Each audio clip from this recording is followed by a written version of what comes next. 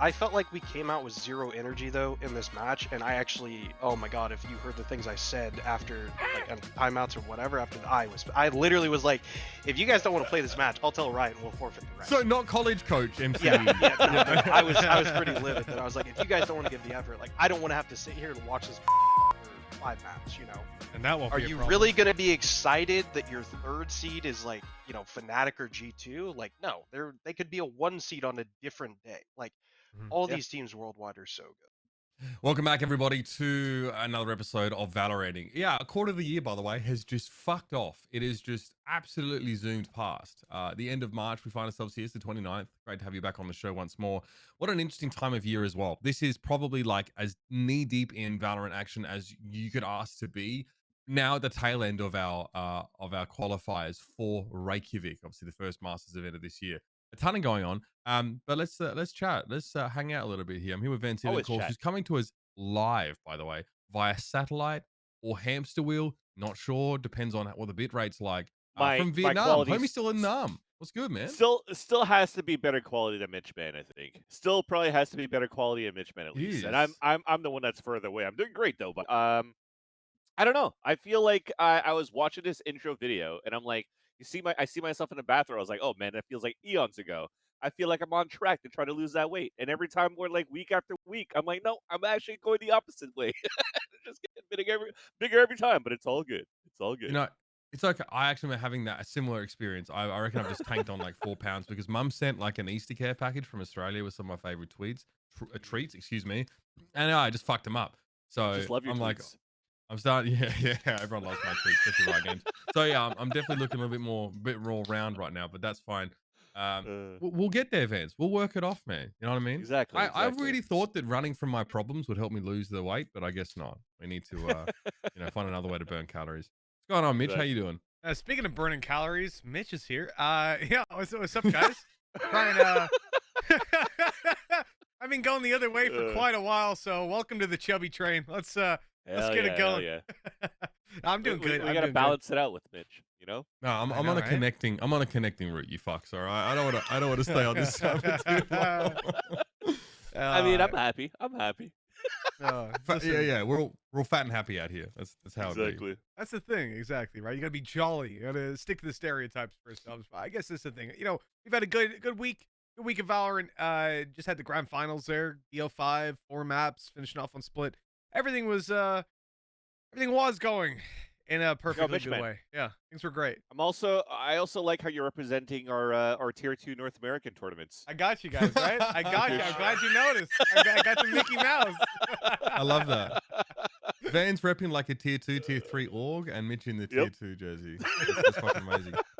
Mitch, okay, so obviously, notwithstanding the news that we have to talk about, which is like a bit of a damper on the situation for EMEA, how do you feel about your region? Like, if you had not been told what we will discuss regarding the teams going to Iceland and the changes there, how would you be feeling about the strength of your region going forward? Oh, I think it's clear FPX would manhandle worldwide competition. These guys are unbelievable right now. The things that they managed to do, you know, to briefly touch on it, because I know it'll be after the break, we cover EMEA. They had their IGL leave because of the invasion that happened in Ukraine. So he's out of commission. They bring in Batty G, who just turns out to be a super sub. Whatever IGLing things happened there, then got interrupted again when Artis, who was pinned as the reason they were able to succeed without Angel, because he was an unreal duelist on a Jett, he ends up falling ill. It turns out he has COVID now. Okay. Oh no. Again, I'm 99% sure I read that. I think it was in the FPX statement that so he's ill anyways. So he's out of play. So then Angel comes back in. He ends up playing the entry fragging Jett role, stepping in to Artis' shoes. Now he was an entry fragger in CS, but he was an entry fragger as a Brimstone in this game. Seeing him on the Jett, he just fucking nuked the opposition. So all of these changes that they had, losing their IGL, having to make do, then losing their fragger, putting their IGL in as their fragger, and then he's delivering. They demolished G2 in the grand finals that even G2, even Mixwell said mattered so much, and in the end, yeah, they end up not being able to go. But they were unreal, dude. I think these guys hands down would have just smashed everyone. Yeah. So Now Mitch, you it's have- like hey, we're gonna talk about this team at the end after the break. Then it just Oh, goes that- on that the whole was tip of the spiel iceberg. It's fine. about You know the what, whole guys? thing. Iceberg. I want this. I want that shit to be bubbling out of you when you get on the Yeah, show. but you know see, what I here's mean? the thing, though. It's because he has to talk about all of this before and be like, "Oh, everything will be great." But it's always because we talk about it after the break. Now we get to talk about the better region first, and even the better coach that's going to be coming on the show right now. Oh, okay. You You're know? talking about NA. Sorry, I couldn't quite Yeah, tell when yeah, you said yeah. better region. I was a bit confused. Yeah. But No, now I'm on definitely board. an A. Definitely an A. No, Definitely an okay, you're dead right. Let's talk about the topics that we have on deck for today. This will shock you guys. VCT NA is what we're going to be covering first. Yeah, we're going to talk with the again. At this point, I guess up until now a little bit enigmatic, but good to get Matthew Elmore here on the show, who's obviously coach of the Guard, a team who is just the only reason why is my guy's fucking enigmatic because his team has just gone from like 0 to 100 here. So obviously for quick. him, it's not been like that, right? It's been a journey. We want to delve into that a little bit, but we also want to sort of we wanted to stick this Guard and C9 match in front of him, which will be our match of the week, and get some thoughts from him, and then maybe benefit from his expertise as we cover some of the other matches in VCT NA. So really thankful to have Matthew on the show. Fantastic guest. Then we're going to talk about VCT EMEA. I think Tanny's going to be coming back on the show as well. I heard d00mbr0s is also waiting in the wings. So we have an all-star cast on today to basically carry us through VCT NA and EU. Really exciting stuff out of VCT EU, but also some sad news. But we will get there. First things first, let's bring one on the show for the first time. Welcome, everybody. mCe, Matthew Elmore, obviously coach of the Guard. Great to have you here, man. Thanks for joining us. Thanks for having me, guys. Awesome. I mean, awesome. what a fucking time to be the coach of the Guard, man. This was a pretty ambitious project. And when this team formed, it was like you guys really, I feel like you guys went for some really deep scouting cuts here because for your average fan, some names very much less known. Now everybody on Reddit will swear they knew Trent before he was born, right? That's just how attached people Of have gotten course. to this team. He was right? Habib. Everybody Yeah. knew Habib. Right, sure, yeah, totally. What I want to do is I want to talk about your matchup against Cloud9. But first, obviously, congratulations for winning it all, man, and getting that win against Thank you. OpTic. How are the boys feeling? I think we heard from Valyn, and he was just sort of lost for words, and it was a bit of an emotional moment there. What has the journey been like for you guys from your inception, from the doubters, blowing through through the Mickey Mouse phase, blowing through all the doubters, and now standing here at the top of NA? I mean, I think it still hasn't really, hit people yet, where it's like, we realize what we've done, but I don't really think it's going to be visualized until we get to Iceland, where it's like, oh my God, we actually, made this tournament or have done these Yeah. things, and waking up and seeing like ELR ranking and stuff like that is, like, I don't know, you don't expect to see your team as like the #1 team in NA, especially that quickly or anything. In 3 Because months? yeah, 3 months pretty much. We picked up Trent on like I don't know the 10th or something of January. So it has been like the only way to even describe it is like it's like a Disney movie. Like it doesn't make sense of what's happening. So like we just it's nice to have your hard work rewarded and to have people that For sure. believe in the same goal and ideal working forward and Mhm. it's just it's been unreal. This doesn't happen, right? This Never. doesn't happen in Valorant. Like, look at how many This doesn't these happen in projects. any esports. The only thing I can even think that comes close is like a Dota 2 team or a League team that's done something like this. There's never been a team formed that has done anything. The only thing remotely close is Complexity when they completely revamped their roster. But even then, you had tier 1 talent or names or whatever. So it's a substantial part of history of Valorant at this point. Yeah. You're talking about complexity like 1.6 or like No, complexity no, like no. Valorant. with The Blame F or Blame F, yes. yeah, okay, the Blame F Yeah, one. Okay, okay. Awesome. Actually, speaking of that and like how the team came together, and I wanted to know your journey as we take a step back as well, because we know you from Chaos, we know you with Gen G. I wanted to know like what happened during that stint between Gen G and then finally going into the Guard, because rumors were that at some point, I think you came onto the show wearing like a Cloud9 T-shirt. You came onto an interview wearing a Cloud9 T-shirt, getting ready to coach that team. So let us know how that fell through, how the Guard approached you, and how you picked up these players, not knowing the Trent, not knowing. I think it was like what Valyn and Som before you came into the roster, right? So how'd you pick up Jonah P? How'd you pick up Trent? How did all that come together? The entire Cloud9 thing was completely fabricated. It was just the guys and I joking about stuff. We're still very good friends. Yeah, With the whole Chaos 9 group, Steel, John G, Marky, everybody. So, of course, of course. definitely was like I had an opportunity to go on a talk show, and I found a Cloud9 shirt on Amazon and actually like overnighted it, just for like just for it to Oh, so you're a happen. fucking troll. All Oh, right, cool. I absolutely. love And it. and I love it. I I love it. overnighted it, and the shitty thing was I paid extra for shipping or whatever, and then we couldn't do the show that week because the host or whatever had internet problems. So like, I just Oh, overnighted a shirt, and I was like, like it's still worth it. I'll still do it. It'll be a good time. Fucking hell, man. that's So, hilarious. but yeah, between Jinji and like the guard, I actually was going to school and finishing my degree, and actually worked with a college team. I was there and I was coaching the head coach of Ottawa University, not the one in Canada. And The better esports team. yeah, it's from my my home state of Kansas. I'm very proud of being from Kansas. I know that kind of sounds weird to anyone not from Kansas because Wizard of Oz, ha ha ha, like there's nothing there. But like it was a very important moment in my career to go back to coaching a college Yeah. team, and my dad actually had to explain to me, and I had a great director in Sergio Brack, and uh, they like had to remind me that like Matt, you're working with kids now. I've worked with people so long that this is like their life's ambition, anywhere from the young range of 15 with snakes to older range of Hiko and stuff. But a lot of these kids are 21 and under when you work in the professional scene. I'm working with college kids, so they're like Right. 18 years old. They have no life experience. They've never done professional esports. So like How it different is that really?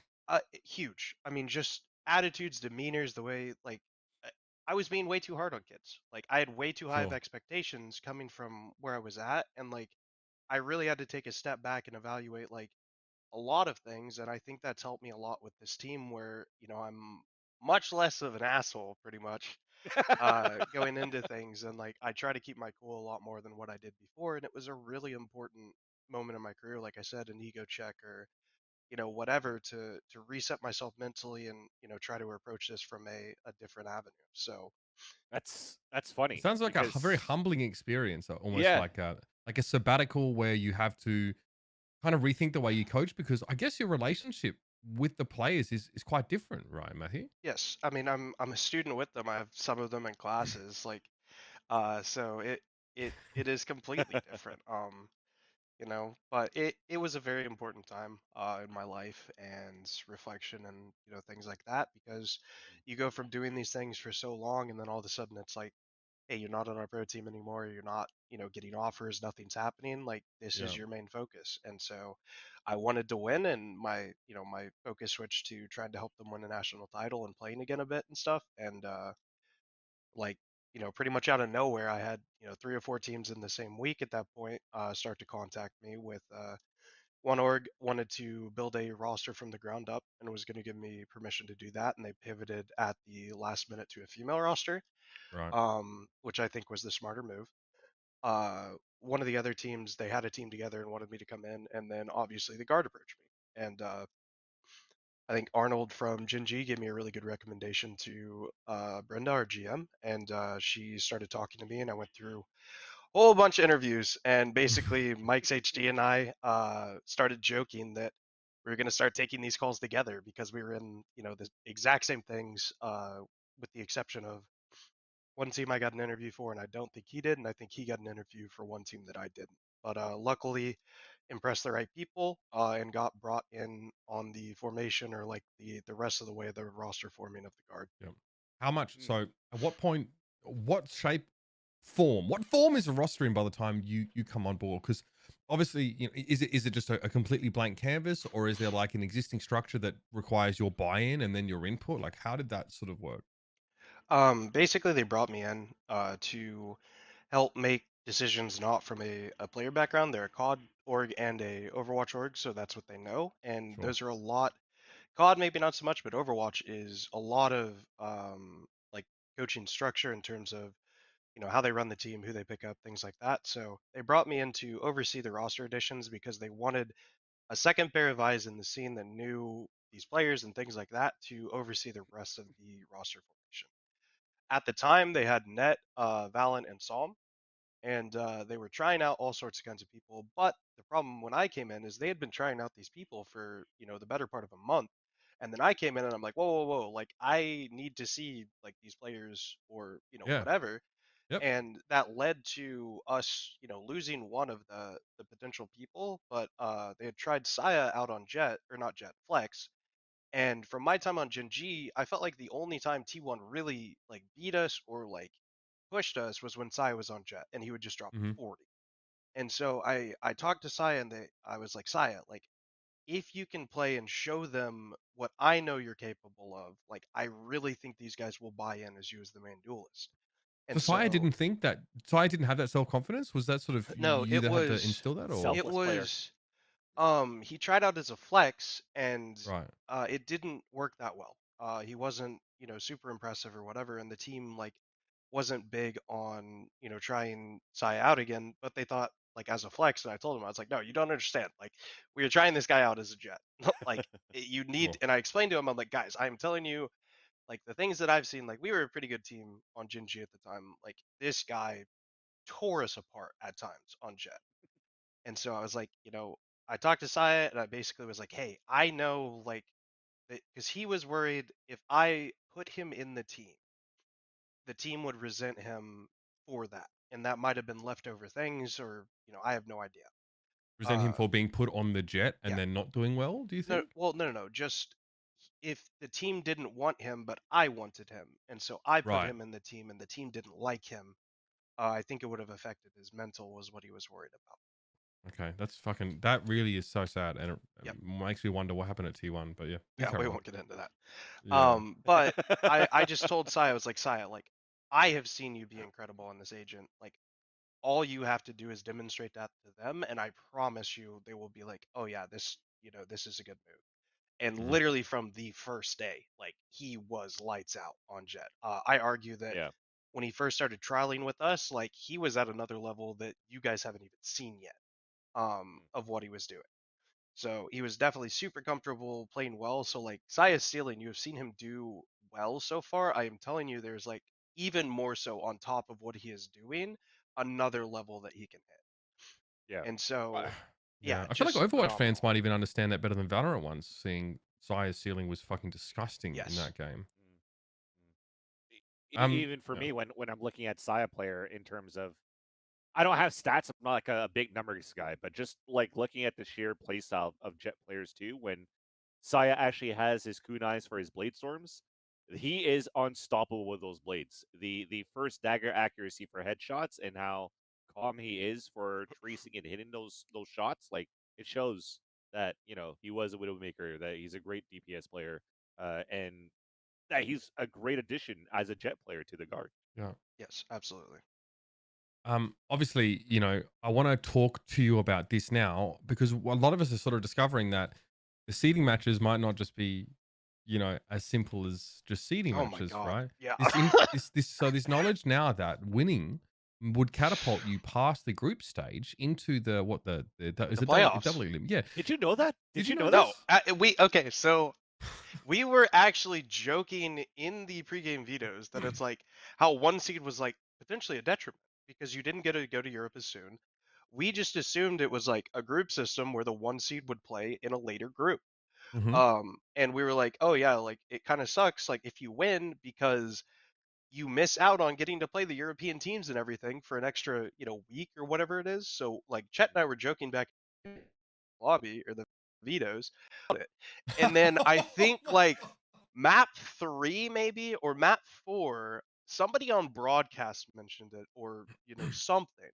And our videographer guy that does a lot of our in-game video stuff came up to me and was like, "Hey, you know that like if you guys win this, I think you make playoffs." And I was like, "No, that can't be right." And so I think like probably map 4 or map 5 was when like the rumors started to go that this You is guys what started it is. trying. Yeah, I I won't say that, but Sure. there was definitely another level taken up after the third map. Damn, by- you guys bricked up going to the fucking last couple of maps. Yeah. Like, we got some real shit to So- play for. Yeah, man. Was this a leak? Like, okay, I so don't know. You look at Mixwell's tweet. Mixwell tweeted it, and Yep. like I don't know how it went under the radar, as long as it did, or there wasn't notice to the teams, or like I have no idea. It was a very, very Yeah. bizarre situation that it's like, hey, one team of NAs isn't getting grouped this year, so first LAN ever internationally, made it to playoffs. We're doing great. Easy. Okay, objectively, what do you think From about what that I as a heard, system? just Sorry, you go first, fans. If you had a question, that's fine. I will take Oh this no, on. sorry. We could definitely talk about the format as soon as I plug this in, because I was going to say, Yeah. like, from my understanding, there was this article out on like March 11th, just as the playoffs are starting, that it was kind of vague of what the teams were playing for once you get into the playoffs. It wasn't only about the prize pool. It talked about something about getting um, deeper into the groups or deeper into Masters 1, but not necessarily what it was. Yeah. So I think everybody had like pretty much a vague information about it until it got to like that portion of like the grand finals. This is not like you can't. All right, this is not kosher, Yeah. but I mean that's fine. Objectively, Matthew, what do you think about this idea for the format? It's not something I encounter all that frequently. I don't like it. I Yeah. don't think it's right. I don't think it's like necessary. I also think for a Mm. team like us, it's a huge like it's good for us, but it's also bad because like this is our first international LAN. There's gonna be nerves. We have brand new players, and their first like big LAN match ever is going to be at the start of playoffs. So it's like Yes. there's an obstacle But to double overcome limb. in that. Yeah, I mean at least it's double a limb, so we could maybe could have played FPX and Yeah, uppers but and getting then your sea Fnatic legs and is so lower. important. Like yeah, so it's just like Yeah. I think it's a huge obstacle to overcome. And with the way everything works right now, it's like your 1 seeds, your 2 seeds, your 3 seeds, everything. I don't think there's that much of a difference between the level of teams worldwide right now, where it's like Yeah. you know Agreed. aside from like FPX looking borderline unstoppable at times, it's like, And that won't are be a you problem. really going to be excited that your 3rd seed is like Fnatic or G2? Like no, they could be a 1 seed on a different day. Like Mhm. all Yeah. these teams worldwide are so good. Yeah. And they could be a Even 1 we seed don't on know a. what to. Go ahead, Mitch. So Go I was ahead, gonna, Mitch. I was gonna say a different day or a different patch, which is gonna be the case as well. I think the thing coming into Masters, right? You get that week to sit back and look at the other teams, get all those VODs from them. But then obviously for a team like what FPX would have had as well if they were still going would be the idea that for your first LAN, international LAN as well. Like, geez, the pressure must just be absolutely insane. And you're coming into an environment where these players so actually no, the players won't have played on the same stage. That's an interesting point, because from what I understand, the groups and the playoffs has a different stage, so it's a different Yeah. area completely, so they won't have like They did that at that what comfort Champions, zone. right? They did the same thing. Yeah. Now at Yeah. Champions, that was not a choice necessarily. They wanted the Verdi Music Hall for the whole thing, but they couldn't get it, so we had to go Okay. to Potsdam and then move out to Verdi. Most people don't know that because the venue afterwards. actually was the layout was really similar in the venue. So if you Yes. don't Yeah. look closely, you can't tell they changed it. So that was, and that's going to be, I can't say very much about it, but I can say that that will be different this time because it's not a situational thing. It's not that they couldn't get the venue for X amount of time, as was the case with the previous event.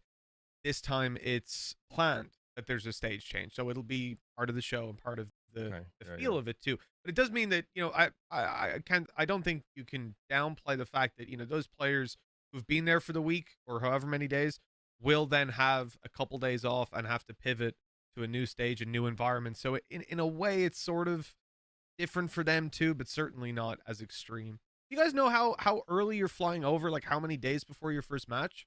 I think Envy and those guys might fly Thursday or Friday of this week, like the 30th or Mhm. 31st. I want to say we fly out the 5th, I believe, of April. Okay. So we are getting to go. They're having everyone go out a little early. I think Mhm. we have content Quarantine and stuff stuff, most of it, before, yeah, yeah. in quarantine and everything like that. Great. All right. Well, shall we start looking at what we called our match of the week? Obviously, via scoreboard, maybe not nearly as tight, but I wanted to bring up this Cloud9 guard match because last time you went up against Cloud9, like it was, I mean, you guys definitely had some difficulty at times. What do you On mean? that in that particular. We I mean, did- I think it was Haven was the struggle, if I I recall. don't But remember. Yeah, but maybe. I don't it's- know. I anyway, think we you don't did have to think okay. about that because we can think about the most recent performance from you guys. Now, you guys have this habit of never losing in the same way out of the same team sort of twice, right? You always seem to you're very very proficient luck. at these these adaptations.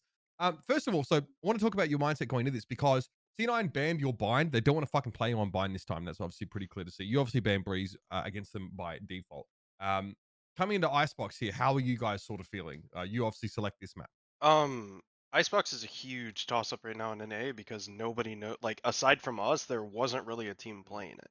So Yeah. it's like we have no idea what comp they're gonna run. We have no idea, what they're gonna try to do to counter us, things like that. So it's like going into this match, it's a risk, but like you just don't know what's gonna happen. We went with our best map available. Like obviously Haven has been strong for us as well, but like against a Cloud9, Haven is arguably their best map. So it's like, Yep. why would we pick that when we know like Icebox is available? We've been solid on Icebox. We have very good ideas, and like we just went with the pick that made sense, and we were confident in. Yeah, I mean, you guys were undefeated on this map, I think, throughout the whole stage one on Icebox itself. Well, how do you find like the changes so far? Because of course, naturally, when you're looking at the roster you guys are using, not really using a Sage anymore because we don't really need it. Of course, we never really needed her, but it was always a nice plus to have. But now you're going with this double controller. You have Jonah P. I mean, he's been pretty cracked on this agent on this map too. I see the value of the paranoia on orange. I see the smokes on your executions on the A site with the combination of Valyn's like poison orb on the A rafters. But what was the game plan going into like Cloud9's versus Leaf, for example, too? Um, with a player like Leaf or any of these, Star Duelist or Zepp or whoever, it's not about like basically there's a conversation that was had that it's like, how do we prevent Leaf like from happening? I'm like, you can't. Like you can't ever plan for that. What you want to do is you have to limit a player. It's the Right. same thing like I use a lot of comparisons to basketball in this game and coaching, but it's like, you know, how you limit a player's potential is like you have to be on point with trades. You can never let them get more than like two. Every now and then he's going to get two or whatever, but that's when you can't let him get 3 or 4 kills. So like if you can manage him to only 1 or 2 kills on an execute or a round or whatever, we have a much higher chance of beating him. So it's like our plan going in against Nathan was like we know he's aggressive, we know he's going to do these things where it's like we have to be able to trade him. If we do not trade him and he does the same things that he did on Haven against us, like we're going to have a really bad time in the series. Now And it was a different comp though, right? This time yes, C9 yeah, had like raised chamber. yeah, Yep. and I think that like I think Raze on most maps is actually lights out good. Like people might meme me for that or whatever, but on Ascent on Haven, Raze has significant value. Yep. Just because like we were able to beat them in that fashion or whatever does not mean like I would be shocked if they don't run that comp again against International at some point and do well or NA, where it's like you saw the idea behind it. TSM Academy is running a Raze right now that also looks pretty good, and I would argue they don't look as good as Cloud9. We just came out and we played it really well, but the second we saw Leaf was still on Jett, because we thought when they did it the game before it was a defensive pick, because they started defensive, they picked Raze up, and then like obviously they kept the Raze this time instead of Jett, and the second that happened, our whole team was just like, we fucking got this. Like the threat of Nathan off Jett on this map he is still phenomenal, but it's not the same. Like Gotcha. Jett's pop off potential on this map and the get out of jail free card and stuff like that is just so hard to deal with. So the second he wasn't on it, we were definitely like in a really good mindset. And looking at this matchup, and this is also, of course, looking at the rematch of this map where you've lost 13-2 against C9, and we talked about this agent change. I also noticed that Mitch switches up from like a Killjoy to a Chamber. So can you tell me a little bit about where where the positives are of using a Chamber instead of a Killjoy, because Net also switched over to that agent going into this matchup. And Yeah. did you find that there was a way to abuse that now that you have a Jett on Saya player where you don't have a Killjoy utility that counters her? The biggest thing, like Killjoy is super good on that map because you can hold 3 lanes instead of 2 with any other Sentinel. The turret can hold long C and garage, and you can use an alarm bot someplace else, obviously, for example. The problem is everybody has started running breach, so Killjoy's like value is lower. And with the Astra nerfs, the reason why Killjoy was so big in a lot of these comps and so good was because of the Astra pair. Because the vulnerable on mollies are getting extra damage. Also, the double retake ults on this map were just phenomenal. And now that Astra isn't there and breach is getting run, Killjoy's value drops significantly in terms of anything other than information. So it's like her mollies aren't going to be doing a ton of damage. Her ult against breaches, you just literally can't ult unless you kill the breach, so that's obnoxious. You have to use it mid-round or things like that to force them out of areas, and even then it can get broken. So I think that's why you're seeing people shift to chamber and stuff like that on the map. And for us against the breach, like dash stuff with the Jett, we wanted to throw net on chamber, and this was a decision as the match was happening to do this. We had talked about it before, but it was like I told Net, I was like, Mike, I need you just play in the worst possible angles ever, get one, and then get out. And so that was like his whole goal the entire match was like, I'm going to lock down these angles. I'm going to play in a really terrible spot where it's like they may not expect me, and I'm going to try to kill one person, and I'm going to get out, and that's my It'd job. be an absolute rat, Yes. basically. Yeah. Wow. Okay. I think like the last time we saw Haven as well, I think you guys weren't able to get a lot of value out of the Omen as well. Looked like you were like being pressured by the explosiveness of the Jett here. Did you really have to? So after you see Leaf is playing the Raze here, that plan of like at least trade him, did you guys have to think about that much, that too much more, or do you feel like he was mollified by his own pick? No, I mean if you think Leaf can't drop 40 on any agent in the game, like you're mistaken. Plain and simple. I mean, he is one of the best, if not the best duelist in North America, and he gets credit, but it's like people just forget how good he is all the time. Like I saw a ranking the other day that they had Leaf ranked at like 8 or 9 or something. I'm just like, guys, like that's Oh, it's the Durka curse all over again. Oh my god. Yeah, I mean Dirk is a fantastic example as well, that it's like, you just like, oh yeah, they've, Cloud9, they're not going to win this, and it's like, oh, never mind, Nathan just drops 50. Like I forgot how good this kid was. So Durka, best top 21st player. Yeah, I mean, how do you so how do you compare someone like Sire player stylistically to Leaf then, right? Because you obviously have multiple players that pop off potential Sire player. You say someone has a huge, like a really high ceiling. How would you compare them, in terms of their tendencies or style? How would you characterize them? I think Saya on Jett is obviously his most skilled champion. He's insanely high ceiling on that. He's still learning some of the other champions, and he does well. His mechanical skill is outrageous. But like he's still working on mastering other champions and doing stuff. And like I'm comparing him to like some of the top like raises in the region that I've worked with, or like other duelists and stuff. So like I'm very hard on people. So when I say like he's working on these things, like he's still better than most of the duelists in like the top 8 teams. But it's like there's a noticeable there's a noticeable difference between like his Jett level and like other levels of champions, because like he is just such a phenomenal Jett, and that's a test to how good he is on Jett as well. That it's like he could still be one of the best Reynas or whatever in A, and like it won't stack up to his Jett more so than like anything else. But like the benefit of like a Leaf is like this guy played Omen and was dropping 40s. This guy has played like he just played Viper on Bind for he played Breach on Bind for like he's that confident on whatever he plays that it helps that team. And I know if I told Sai to play Neon, he would do it, like or things like that. But like there's going to be a little bit of a learning curve where like for him to get up to his mastery level on all agents like he is on Jett, there might take time, but I'm very confident in him. But like obviously his Jett is by far his best agent. Maybe the curse of setting such a high bar on one agent, right? Having to sort of match that on others is a whole different story.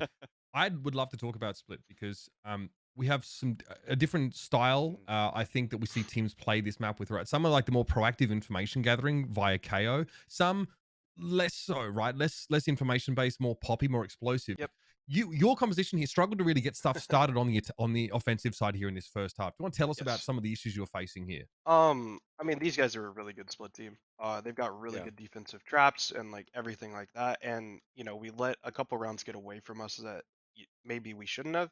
But like with our comp, we're very confident on the defense side, even though technically it's like you don't think of it as like a defense-sided comp or anything like that, but we've been very good on it. And one of our like main benefits of why our team is so good is like we are very good at helping each other in terms of taking fights together, baiting for each other, flashing for each other, and stuff like that. So we were just like, why don't we just give everyone a flash? And so we literally went This is into the it. supermassive blaze approach back when they Yeah. were good. The death And- ball and everyone has a flash and everyone's Yeah. anti-flash to each other. So, and you know, breach obviously was a must. We started playing Yeah. this comp for a little bit before OpTic, I think, and like we were just lights out. In practice, I don't think we've had a close split match or anything. But like we were doing very, very well in this comp, and even we started attack side the whole week leading up to OpTic, getting ready for it. We were losing pistols and still getting 5 or more rounds on our attack halves, and then obviously we struggled in the matches a little bit more, but like we lost every single pistol. But it's Yeah. like we were very, very confident on this comp, even though it doesn't make sense. Most teams probably shouldn't run this or even attempt it, but like it fits our style and our players, so Okay. like it worked for us. So is that to say that you sort of objectively think that it's harder to make that composition work? Yeah, I think there's definitely easier comps that you could run. I think, Okay. you could throw the Sage in and instantly get on sites and like help with that. But like if you're not lights out with Sage util usage and stuff on defense, it makes it very hard. Viper is still viable on that map. Yep. The double Sentinel that Mid-control. Cloud9 was running, the Killjoy and Chamber or whatever.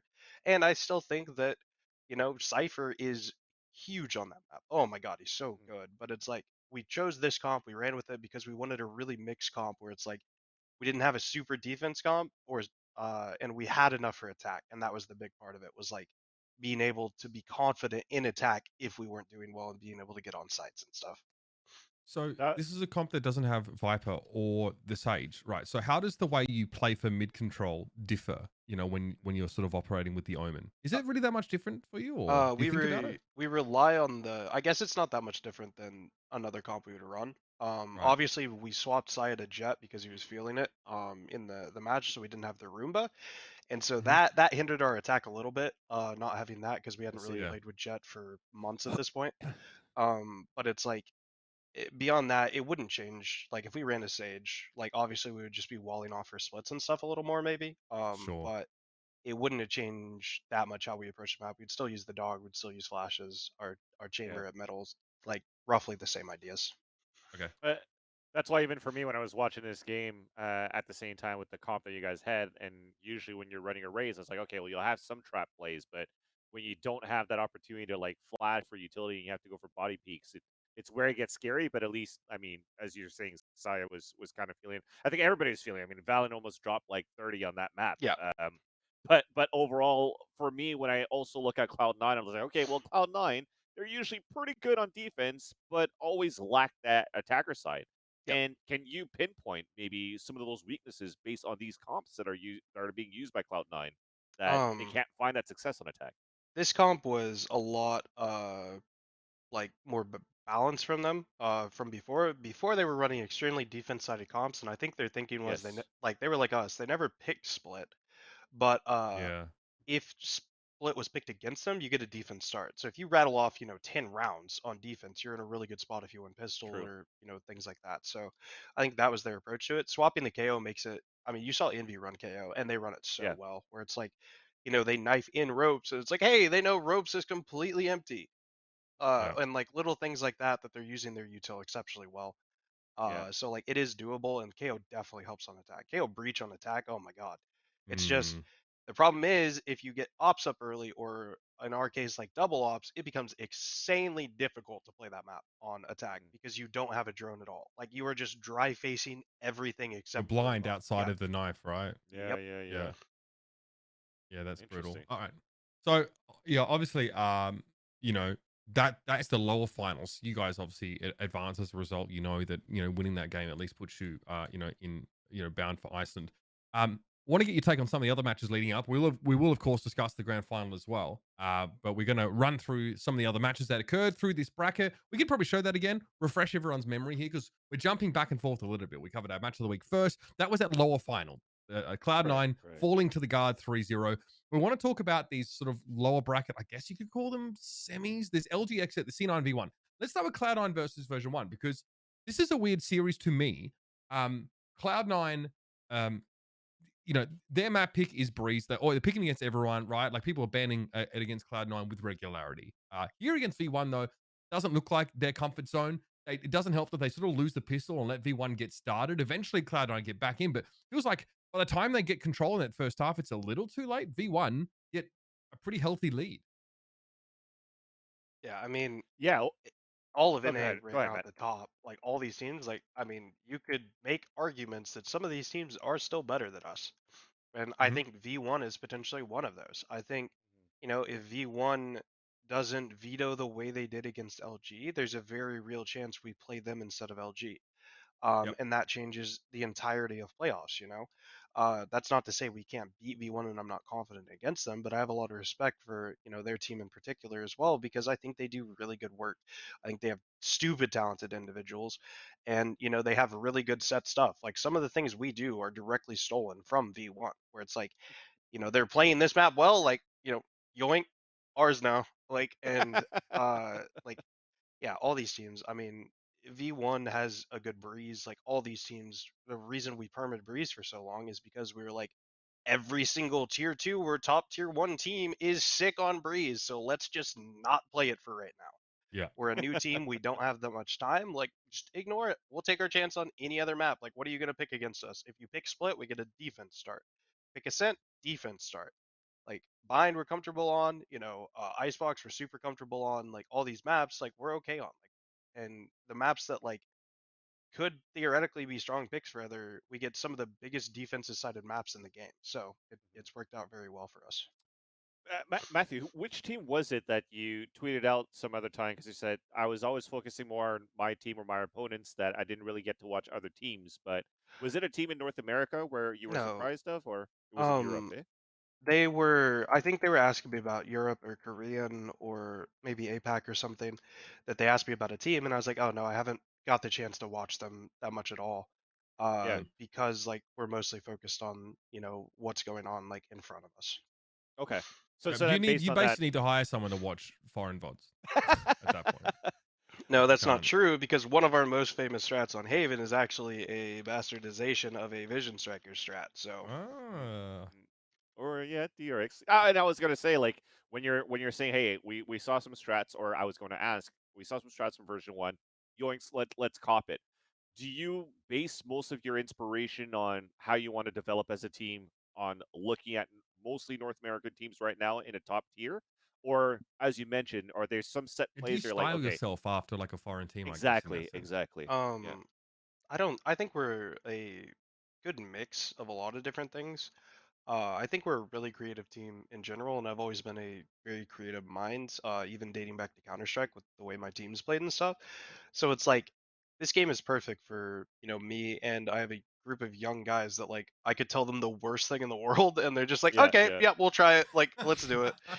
So like we definitely get away with a lot of things we probably shouldn't, or things shouldn't work the way they do, and it yeah, works yeah, because we have so much belief in it, and we've run it so many times, we know exactly what's going to happen. Like if they don't come into us, this is what's going to happen. If they go C, this is what's going to happen. If they come B, this is what's going to happen. So like having done it so many times, we understand every possible outcome or reaction that the other team can do, and like we're ready for it. So even if we don't get a yeah, benefit of our play, they are still going into like the second part of our play almost. So it's like a losing game for them to be playing because they're not going to react as well as we are in a lot of situations because we're ready for what they're doing. They may have talked about what we're going to do, but they're like, why do they have 4A lobby? Like, why are they 4 flanking A lobby? And in a high pressure situation in these matches, like in practice it may not work, or in theory it may not work, but in these situations it's like it's just so good to be yeah, able to yeah. have these different picks. I was smiling the whole time because when you're saying, hey, like I was doing the same thing for Counter Strike. I don't think you were molding your strats off like Brazilian teams or anything like that, like your Counter Strike days. But Any Korean strats make it in there? I mean, I personally love the 5 waterfalling out halls on Inferno. That was true, Chinese true. CS like Yeah, 101, yeah. Korean Yeah, CS, where they're just doing this wild shit, and it was so fun to watch. But like, it's a gimmick. But if you're not ready for it, why don't we just pull Mm-hmm. out a gimmick mid game? Like we do it Mhm. all the time. We have a huge success rate by doing it. And in this game, I think it rewards you way more because it's so hard to read or safely read what a team is doing. Let's breeze through the rest of this series here with the Cloud9 V1 one, because now it's version 1 choose Ascent here. One thing I wanted to ask is that we're still seeing a little bit of the Astra hanging on here. Maps like Ascent as well, a good example of that. Sort of, why do you think we are seeing that sort of, Matthew? And, do you think like, teams should be sort of moving over the Omen like Vanity has here, or is there a place for Astra on maps like this? I think this is probably one of Astra's best maps. This one's split still. It is, you have to play her on defense a lot more like a sentinel, and on attack you need to use the same 2 stars every single round that get high value. Where it's like we wanted to run this because we had a really good Astra player, and we run a lot of really quick team plays off the Astra smokes and need that available. Because, for instance, like darting B main, and we walk into the smoke and spam off the recon dart. That's not possible on the fly with Omen. Like the Omen has to wind up the smoke, he has to send it over, and then like the little timings you miss like that. And V1 is probably one of the best Astra teams on this map because if you watch how they play, they fall into backside B and they have Astra stars on site. They have, all these different setups that they're exceptionally confident on. And that's why they continue to play Astra. They gain massive value out of Astra still, and we were too before we got killed by Cloud9. Mhm. But we chose to move the other way and just get more comfortable with it. And, I mean, V1 still looked good with the Astra. Like Astra is very strong. So it's a comfort thing. I don't think she's bad. She just, her use changes dramatically from how you used to play her. And I think the second if she gets the 5th star back, I think you'll see a lot of Astra play still. Okay. I and sorry, I just wanted to add because now that we talked about Astra, I actually brings the question with Omen too, where now that Valyn picks up the Omen and you guys are running that with your comps, has there been like a big learning curve as to like trying to Absolutely. rework your strategies around that too? Because again, that 13-2 that you guys had against Cloud9 or the loss that you guys had against Cloud9 on Haven, there was a prominent strat or just setups that was very useful with Astra that you Yeah. lost now that Valyn had to switch over to Omen. Yeah, our timings shifted entirely. A lot of the things we did on Haven that made us good relied on Astra, where it's like Mm. we would side smoke for each other. We'd be able to help each other cross map, our setups, like everything. Astra changed our Haven completely, where it's like going into it, we were just like, dude, there's no way. Like we were such a good Astra team, and we just lost that. So it's back to the drawing board. And Yeah. Valyn, like our detriment is we haven't been a team that long. Some of these other teams played with Omen in comps. They understand it much better. Where it's like us, we're like, well, our best Omen player is our Jett player at this point, where it's like Saya is like coming back and he's like, hey, this paranoia is really good. Like use this smoke, play like this. And like Saya loves Omen and it's so funny. But it's like, we had to completely redefine a lot of things. Even our simple things like our attack, our defaults, everything like changed drastically. So like, yeah, it took us time and we're still adjusting and Valen's still trying to get used to it that like individually number wise he hasn't been putting up as good of numbers and I think that's he was so good on Astra that it's like he went from being on this level to like just a normal smokes player or like above normal. Mm. So like, but he's starting to get the hang of it, starting to get his confidence on it, and it's starting to show. So That's I, that's so I interesting that you're saying. Sorry, Mitch, about Saya player loving to play Omen because I even tweeted out it's like after you guys won, I was like, yo guys, just so you know, these T1 guys were fucking saying that Saya player. I was saying that T1 just kind of yeah. pigeonholed Saya player into Omen, but I guess it was Mhm. potentially his choice because he liked playing it. Yeah, and I mean, I love that like everybody's like, oh yeah, Saya was like so bad on T1 on Omen. It's like, no, he wasn't. Go look at his stats. Like he was still putting up numbers on Omen. Yeah, yeah, yeah. It's just like Jett is a flashier champion. Like he's much more comfortable being a widow. So like, yeah, I mean, T1, people forget how good T1 was. T1 was a historic performance from Sick away from knocking Sentinels out of like a LAN Yeah. Yeah. in qualifying. So like I think they get a lot of hate and like maybe deservedly so in some situations, but it's like it's not like Saya was bad on Omen. It's not he's Oh, still a very talented player. Just the system was I- different. Yeah. the Timmies cannot see past their terrible PR like behavior. I think that's the half the problem for that team. And the players suffer as a result, which just kind of sucks. I love that we're talking about the Omen and like the Omen players you have on this team because I didn't get a chance to bring this up. Obviously, after that sort of Cloud9 match, Valyn talks in an interview about sort of how, he felt about his performance and how he sort of talked to you about that. We can roll that here because I think it's a really great time to put this in here and really interesting to sort of illustrate the performance and the mindset here. So let's roll this. What the heck is going through your head right now? To be completely honest, I don't even know what's going on in my own head. Like, it's just so surreal to me to make it this far with my team, especially on we haven't, had much time to prep as a team. We've only been a team for 3 months, maybe 4 now.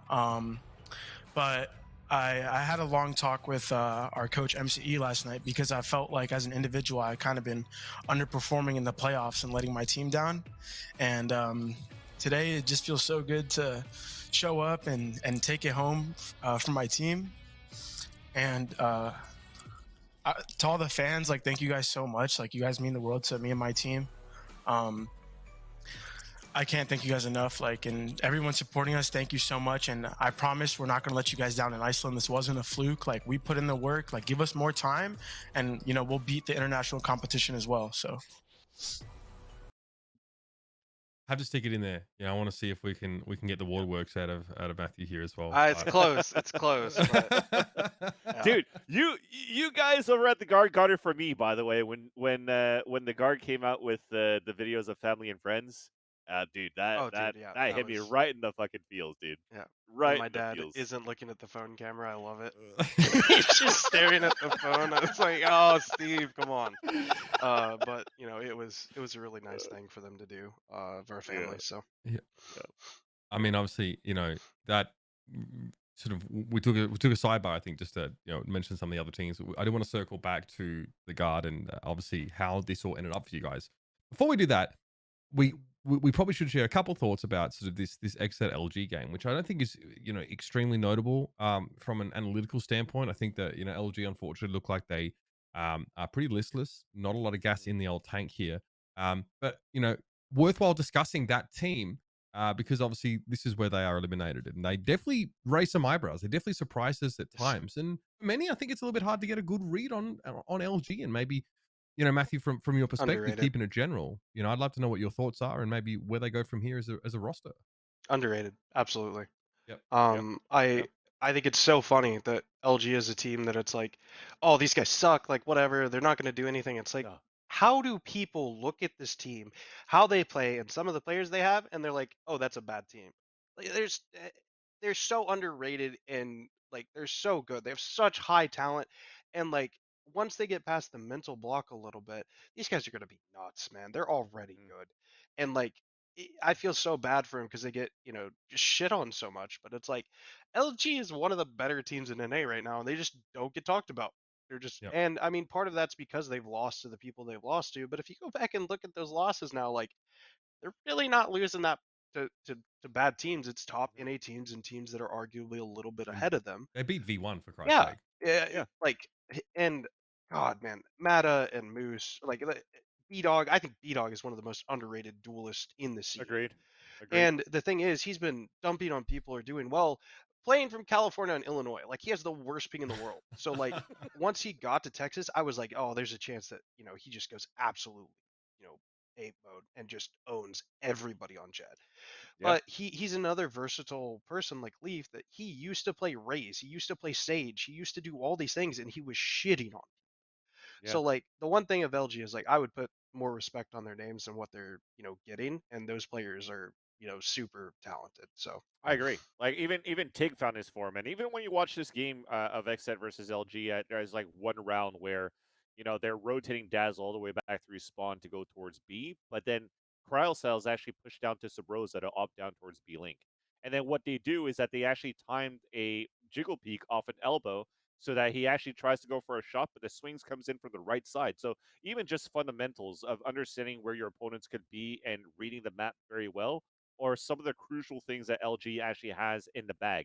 So you add that into I think as Matthew mentioned, you get rid of that or you get over that mental hump, you're going to be looking amazing as a team. And to see that they got that versus version 1, where we all thought that it was going to be C9 in version 1 at some point, representing NA in North America. Then you see LG just shatters everything from fucking upper bracket round 1.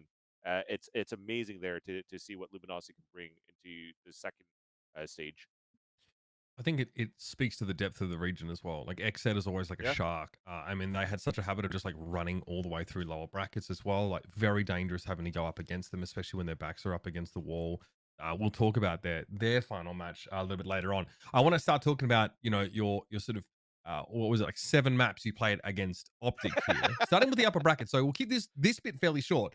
I'd like to get your thoughts on Bind, obviously second map in that series. I want to know his thoughts about the fucking vetoes, man. What the fuck happened there? We were really confident in split, and if you go back and watch their split against XSET, they looked like arguably lost at times. Their breach util usage was really bad in terms of what they were using it off of, everything like that. And we were like, if there's one map nobody ever expects us to pick, it's gonna be split.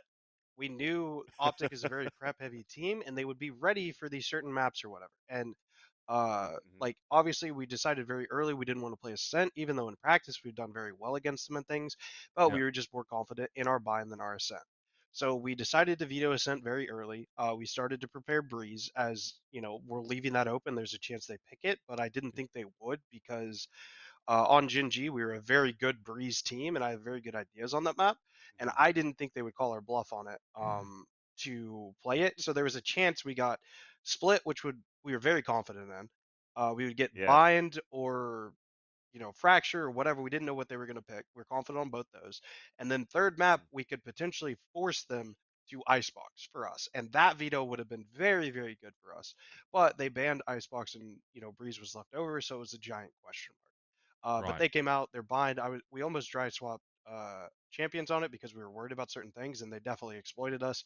And I think we played a little timid. We got a bit back down by them, and they just wiped the floor with us. They're such a good team. So, but you were talking about how we had to watch a game of OpTic versus XSET, but I think even against you guys, they had a different comp too, right? They brought the M3. Yeah, they swapped the Gambit comp. Yep. Exactly. Yeah. So then did that throw you guys off? Actually. Yeah, that's the only comp we haven't played against on split. So the funny thing was, before any of this happened, we actually played a troll scrim, because like burnout is a thing, and we got to a point where I was like, guys, just pick whatever you want. Let's have fun this game. Like, let's reset before break. And we picked Neon, and we picked Brim, and we did these things, and I was like, wait, this actually can be disgusting on this map on the attack side. And so I have been the biggest Neon stan on split for forever. How do you play against that? It's like getting into mid is so it's fast. Scary. It's yeah. But like I was talking in Sliggy's chat, and Bacon, their analyst, I was talking about this idea, and he messages me and he's like, you're not gonna believe this, but somebody is playing the comp that you're talking about that was a champions level team last year. And so he wouldn't tell me who it was because of competitive integrity or anything like that.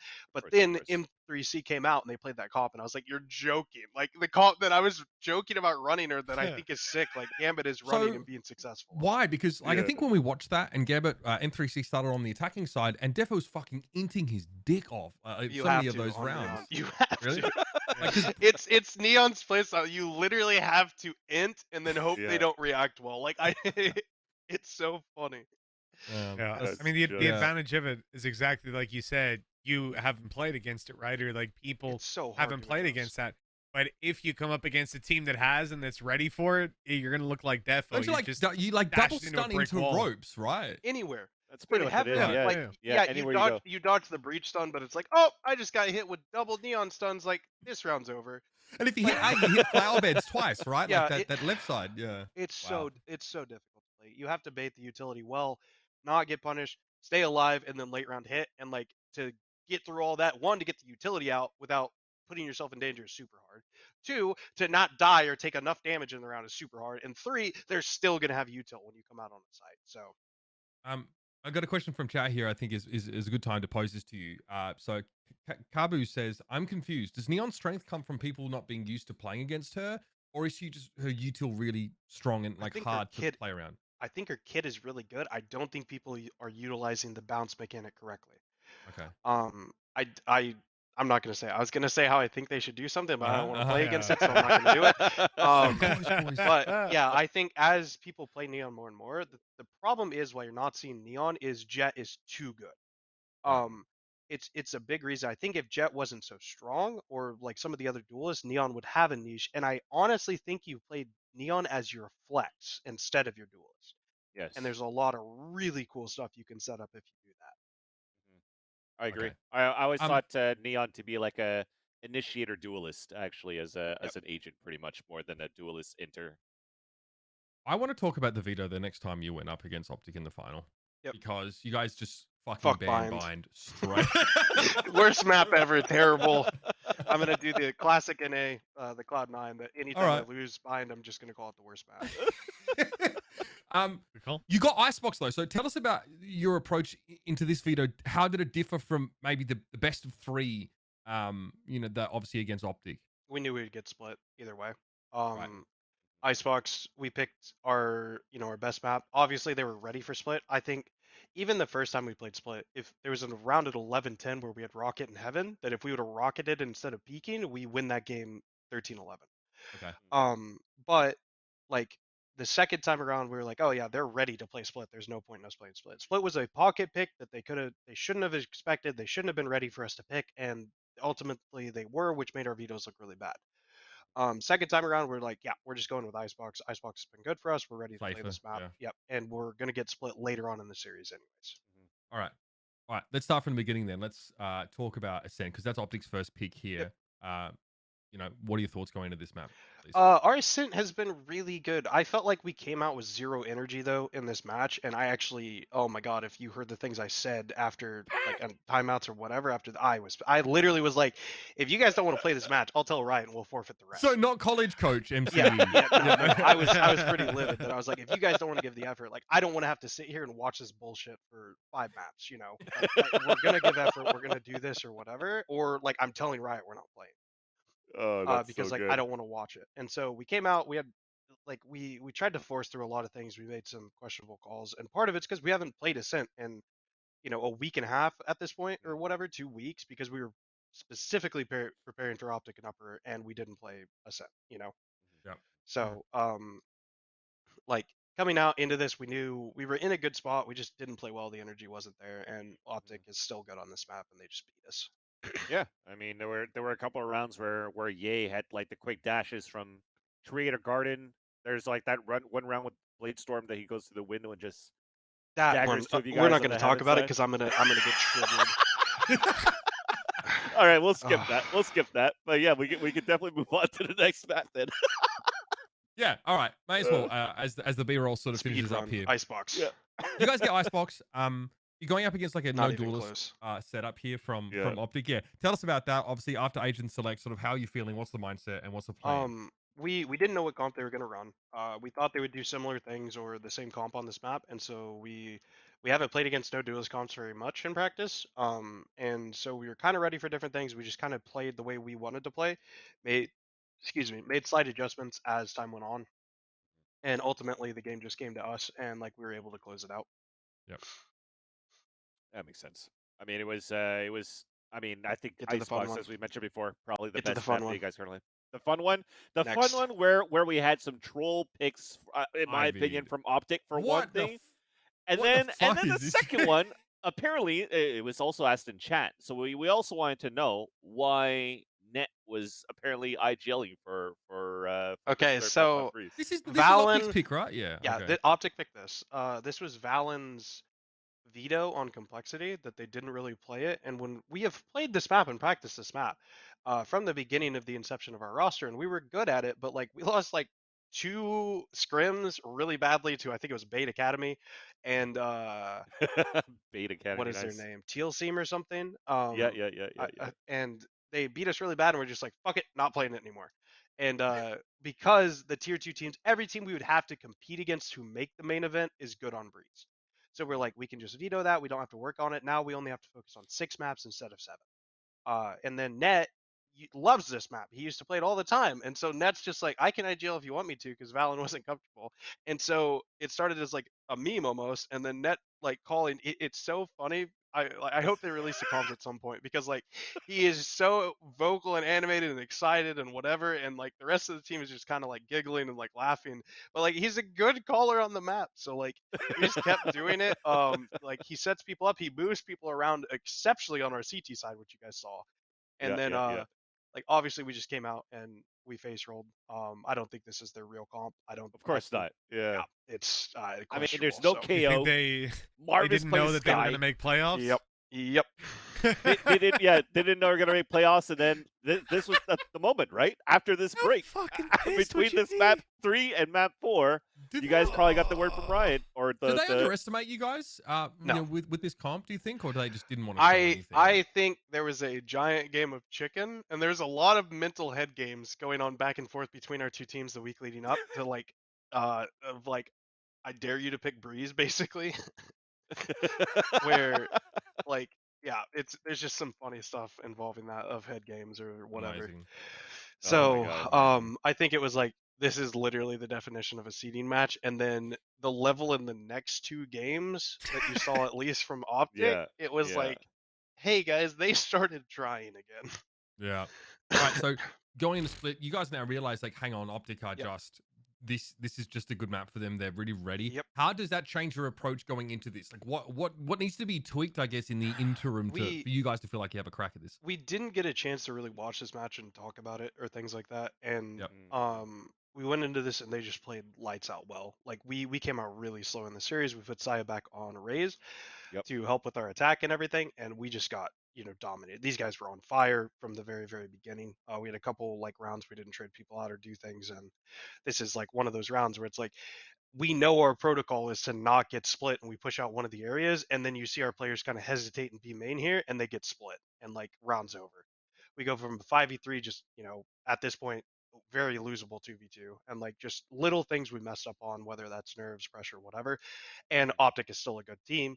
But we start to run it back. We get full ecoed on a rounds at like 11-7 or something, and like from there, it just, we didn't have enough room to mess up. I feel that was the story of a lot, actually, of the maps going through the series. There's only 6 thrifties on Ascent, Van. What are you talking about? I was going to say, I was literally about to say, there's like a lot of fucking ecos on that first map. There's a lot of not focusing going on from both teams, I'm pretty sure.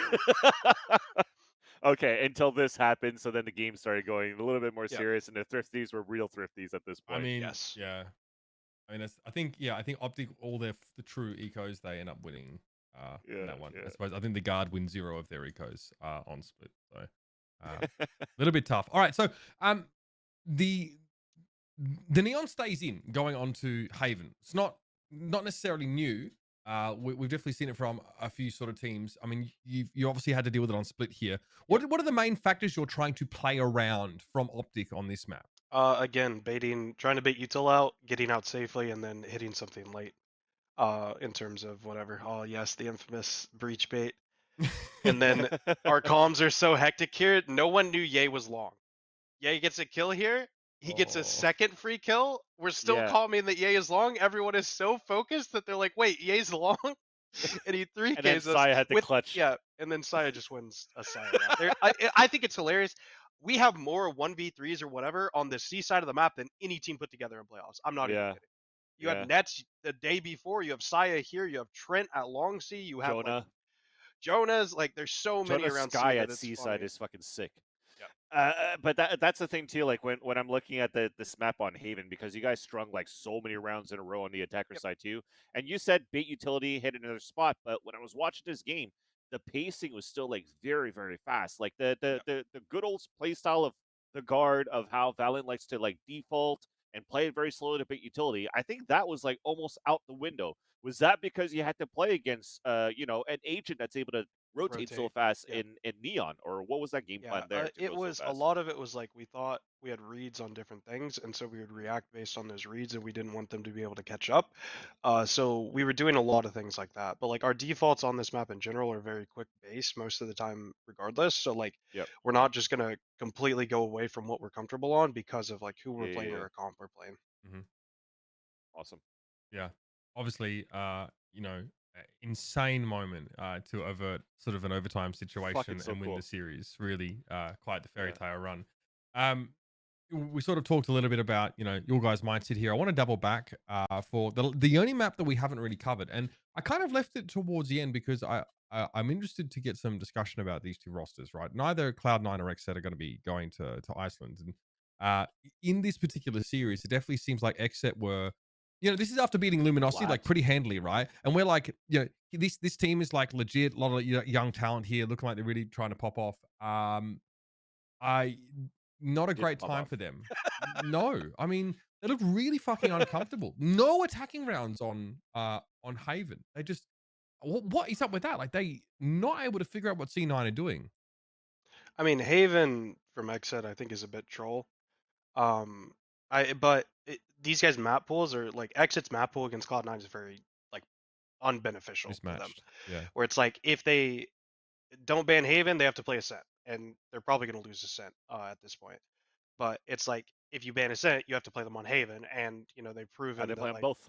yeah, they have two super strong first picks, and if Cloud9 bans Breeze or Bind, you take away one of XSET's first picks. If you ban Bind and you get Breeze, like that's Cloud9 comfort pick. So like this veto is very, very difficult for XSET Right. against this team. It's just Like a even if kryptonite matchup, right? even if XSET picks split, which they did, like you still run into the double Sentinel, which is super hard to play against from Cloud9, and they've been good on the map, So Yeah. it's a very difficult veto for the XSET guys, honestly. Okay. Yeah. Unfortunately, still the 4th place XSET, or whatever it is right now, right? Almost making it, but then just can't. So I mean, they also ran into Cloud9 guys. Like their two losses are OpTic and Cloud9. Let's not be that hard on them. That too. So yeah, definitely. At this point, I do agree that I don't go with don't think about what the public says to be like, oh yeah, they need like a change here and there right now. Like they're always going to they're be fine. 4th or whatever. No, fuck that shit. Yeah, they're definitely in a good spot still. Obviously, split goes the way of XSET. It's pretty close, and then Ascent is really one sided. Do we have any sort of thoughts on these couple of maps before we sort of wrap up here? It's unfortunate for XSET to sort of go out the way they do, and obviously interesting in this series at C9. Obviously, they ban the Breeze. They really have a good idea of what XSET want to do. Yep. They even ban away a good map for them here. How would we wrap up XSET's run? Sort of put a bow on it. I think it's expected of where they ended up. Yep. I think they had a really good showing. I think Cryo is showing like the reason that he was getting looked at from us, including at the beginning, that it's like give him time to develop. Matthew is so good at this video game, man. You have two super talented stars in Second and Cryo, and I think they need some more time, but the supporting cast definitely needs to step up and be more consistent at times. Yep. I think Def had a really rough tournament overall. From the level he was playing at LCQ and before, he was just lights out a god. And if he can get back to that form consistently, these guys are going to be really good. They have really good players in each spot. I think Aaron's one of the most important people on this team. And then like of everybody else, like if your worst player is Aaron or BCJ, I think you're in a really good spot. Yeah. Can we? And that's the thing too, because and sorry, just to add on to that, Mitch, No, you're because fine. they all have lights up moments, and I think just as Matt was mentioning, is if we're able to add that from map to map, that's the supporting cast that you need from that double duel or the double fragging star power of Zekin and of Cryo. Because even for me, I was like, okay, well, Cryo, yes, a great addition to the team for Exit, maybe the missing piece. A great upgrade to Pure. Even Pure was already great in his role already, so it comes to show how good Cryocells is going into this roster. But if you're not able to assist that into like the fragging ability that the first two kids are able to do, then that's how you lose these close games, unfortunately. And we need to find a little bit more out of that. Everybody in NA has upgraded too. You look at V1, how good V1 is. You look at, OpTic is still, even since they got I'd call that an upgrade. Cloud9 has been nuts. Like we came out of nowhere. Like everybody upgraded. So it's like, even though they made a really good roster change, like so did like 6 other teams. Everyone else did. That's true. That's true. I mean, great. How do we characterize North America as a region now going into this international event as opposed to how they look going into? Where's the coin? I I think OpTic is definitely the best representation of our region, and I'm really happy they're one of the teams that qualified. I wish we got 3 slots so we could have had a V1 exit or Cloud9 as well.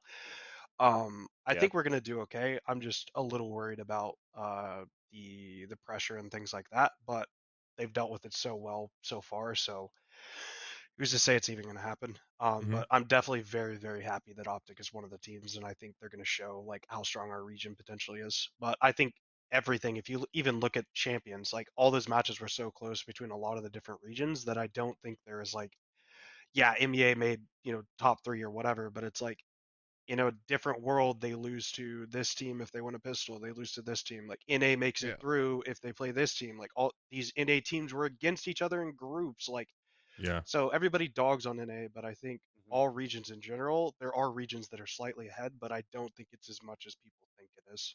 I mean, again, Crew. They fucking slapped Sentinels, and they're still Those looking guys are pretty good. They wild. almost We've fucking been playing them in beat Neck. scrims. Exactly. So there is a team. Paper X still really fucking good. Xerxes, the old X10 roster that also beat Envy during Champions. Fucking Loud is like the new super team from Brazil that's unstoppable. Exactly. So the competition in itself, I think for all regions, I don't think it's just on NA or on It's Europe. gonna be exciting.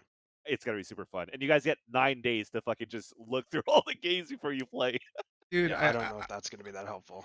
I honestly think the first thing you brought up there is the most important, which is Crew. Just that team, dude, they were the worst fucking team I'd ever seen in my life, like hands down. No, I'm not even. No, I'm not exaggerating that. I said it in a cast.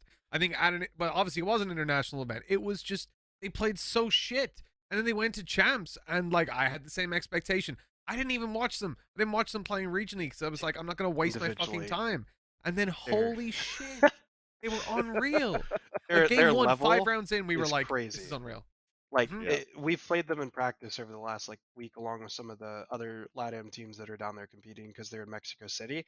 And Crew fights us more than any team we've ever played on Ascent. Just out of nowhere, there's just 4 people on a side as defense. Like, and you're like, oh my god, like what did they even rotate off of or whatever? And it's like they're just fighting us back into A main, like from sight. Like they don't stop. And I think it's very hard, especially when they're hitting their shots. They're talented, man. Like those guys are good. Oh yeah. And so every region is like that. You have these subtle playstyle differences, and I am really excited to see just international tournaments for us and just in general the rest of the year. So Crew, you think it's still just as dangerous as they if they're on if they're on the top of their game, those guys are phenomenal. And I don't even think we've played them at the top of their game. Like if they're playing at that level in practice and they're a match team, dear God. Like if they're hitting, they can hit, man. I'll tell you what, they are a match team because even going in and my justification for literally, I'll tell you, I didn't look at a single game of Crews. I even did a little bit of research though. Without it, I messaged the teams. I messaged the teams in EU, a couple of them, couple high level, couple tier 2, and said, hey, you guys are scrimming. What are the teams like that are going to champs, just before champs? And they all said, they were like, dude, Crew's a fucking joke. Like, a bunch of teams messaged me back. They were like, they're going to get fucking annihilated. Wow, they're just as bad as they were last time. And so I was like, okay, cool. And I remember watching the game, and it was round 5, round 6. And I was just like, this isn't the same team. These are not they're the same names, but it's not the same people I've seen play before. They turned it around. And that to me is just amazing. Because first of all, it justifies why we give slots to regions that show up to international events and get slapped. You need to keep giving them slots because if you don't, they're never going to get fucking better. They're going to just stay at that. We give them those opportunities to grow. Why are you such a proponent of taking NA slots away, Mitch? It's all jokes. It's all jokes, really. I think realistically, we've seen NA EU be the best rivalry, be the best level of teams consistently. So I want to see the same amount. Maybe what I liked about last year was the fact that we each had 3, right? And then somebody earned the extra slot. That was kind of cool to me that towards the end of the year, you go, okay, we estimate you all to be kind of the same or like these guys to be the same, but now prove it. And whoever gets this international event goes forward. I like that method, but I really am, as much as I meme on NA and shit, I really do think that like the way that we distribute it is good because even when we have regions that are given slots that are upsetting to look at because you're like, I would rather see this team there or that team. The reality is you are investing in the future of that region. You're not giving them that slot for now. You're giving them the slot for 3 years so we can have an actual international scene. And Crew are proof that it works. They underwent such a huge transformation without even having to completely shift up the lineup that they had. And then you think about, coming into this event, it's scary because we had teams scrimming them and even saying, "Oh, they're not that good," and they proved to be one of the best in the world. So you can't count anyone out. You really can't. Like in CS, you can look at an APAC team and go, "They're not going to do anything here." You know, are they going to make playoffs? Even then, maybe. you have Renegades and Greyhound that proved you wrong. Like, Sure, say, yeah. it happens, right? That's the thing. But I'll tell you the problem. You know, when you look at how APAC and stuff is handled in, I don't know if it's necessarily a million times better. We won't bring that up in front of Mitch. But in CS, it's really, they're really hung out to dry. You know, those guys that come up, they pull themselves up by their fucking bootstraps. Whereas in Valorant, I feel like the idea, maybe APAC could be done a little better, but the idea for the broader world is that we want to help those teams grow and get better and give them the opportunities more actively. Mitch, I don't know if you think that's being done well in APAC, but I think it's the intention that will hopefully get better over time. I've used up my fucking psychotic ranting points. I've got nothing for you. I've literally, the tank is empty right now. You fucking go. Look what you've done to him. Look what you've done. Also, we need APAC slots because Australians are the most fun people at LANs. Very true. Very true. Hey, we ain't out here to fuck spiders. That's all I'm saying. All right. That's all I'm saying. All right. Hey, Matthew, great to have you on the show, man. Thank you guys really, for having me. Sorry, I'm a talker, so we Mate, went a little over. Love Considering the name of the show. Mitch is basically an invalid through this segment. All I do is segue to stuff. So having you here's been great, man. Thanks for your insight. Also, I think a lot of people that have come here for the interview really learn a lot about your team and the background. And, you know, they've been huge fans of the Guard, but now knowing a little bit more, I think is going to make it much more sort of gratifying to sort of get behind them, especially going to Iceland, man. So man. Just congrats and you know, Thank all you the so best much, guys. internationally. We'll be cheering for you, man, for sure. Yep. We'll do our best. We've already made it Was out of proud, group, baby. so mission accomplished. Hell yeah. All right, Thanks, Matthew. Well, thanks for joining us, man. Well, we're going to head to a break, everybody. When we come back on the other side of it, we're going to talk EMEA. We've got Tanny with d00mbr0s coming onto the show here. A lot to break down there as well, and also some sadder news to discuss. We want to try and shape up that EMEA region so you at home are ready to see them compete on the international stage. We'll see you on the other side of these messages. If you've been enjoying Valoranting, feel free to like, comment, subscribe, and hit the notification bell so you get every episode hot off the presses. Thank you, everybody, for sticking around here on Valoranting for your week of the 29th of March. Now, we've whetted your appetite, you know what I mean? We've definitely served you up some interesting hors d'oeuvres. And now it's time to deal with the main course, of course. EMEA have concluded their Challengers qualifiers as well. Sorry, guys, I'm already full, so I'm gonna walk off here. Looking at you, Vans, I don't believe that for a second. I don't believe that for a second. You fucking cheeky bastard. Right, now I'm really leaving. Oh my god. Jesus, he just assassinated him. Mate, you don't even know. The messages with me and Vans is like, yo, Mitch, like, diet starts today. I'm like, yeah, no, fair enough, man. I'm going through a tough point, trying to get on the diet as well. Next day, he sends me a picture of this fucking vermicelli fucking top with God knows what. I'm like, it looks amazing, but we'll have the diet. Vans is like, Vans is just like he has like a stroke for just a second. But it's fresh. Oh, hey, Mitch. Why am I talking to you again? I'm like, what the fuck, man?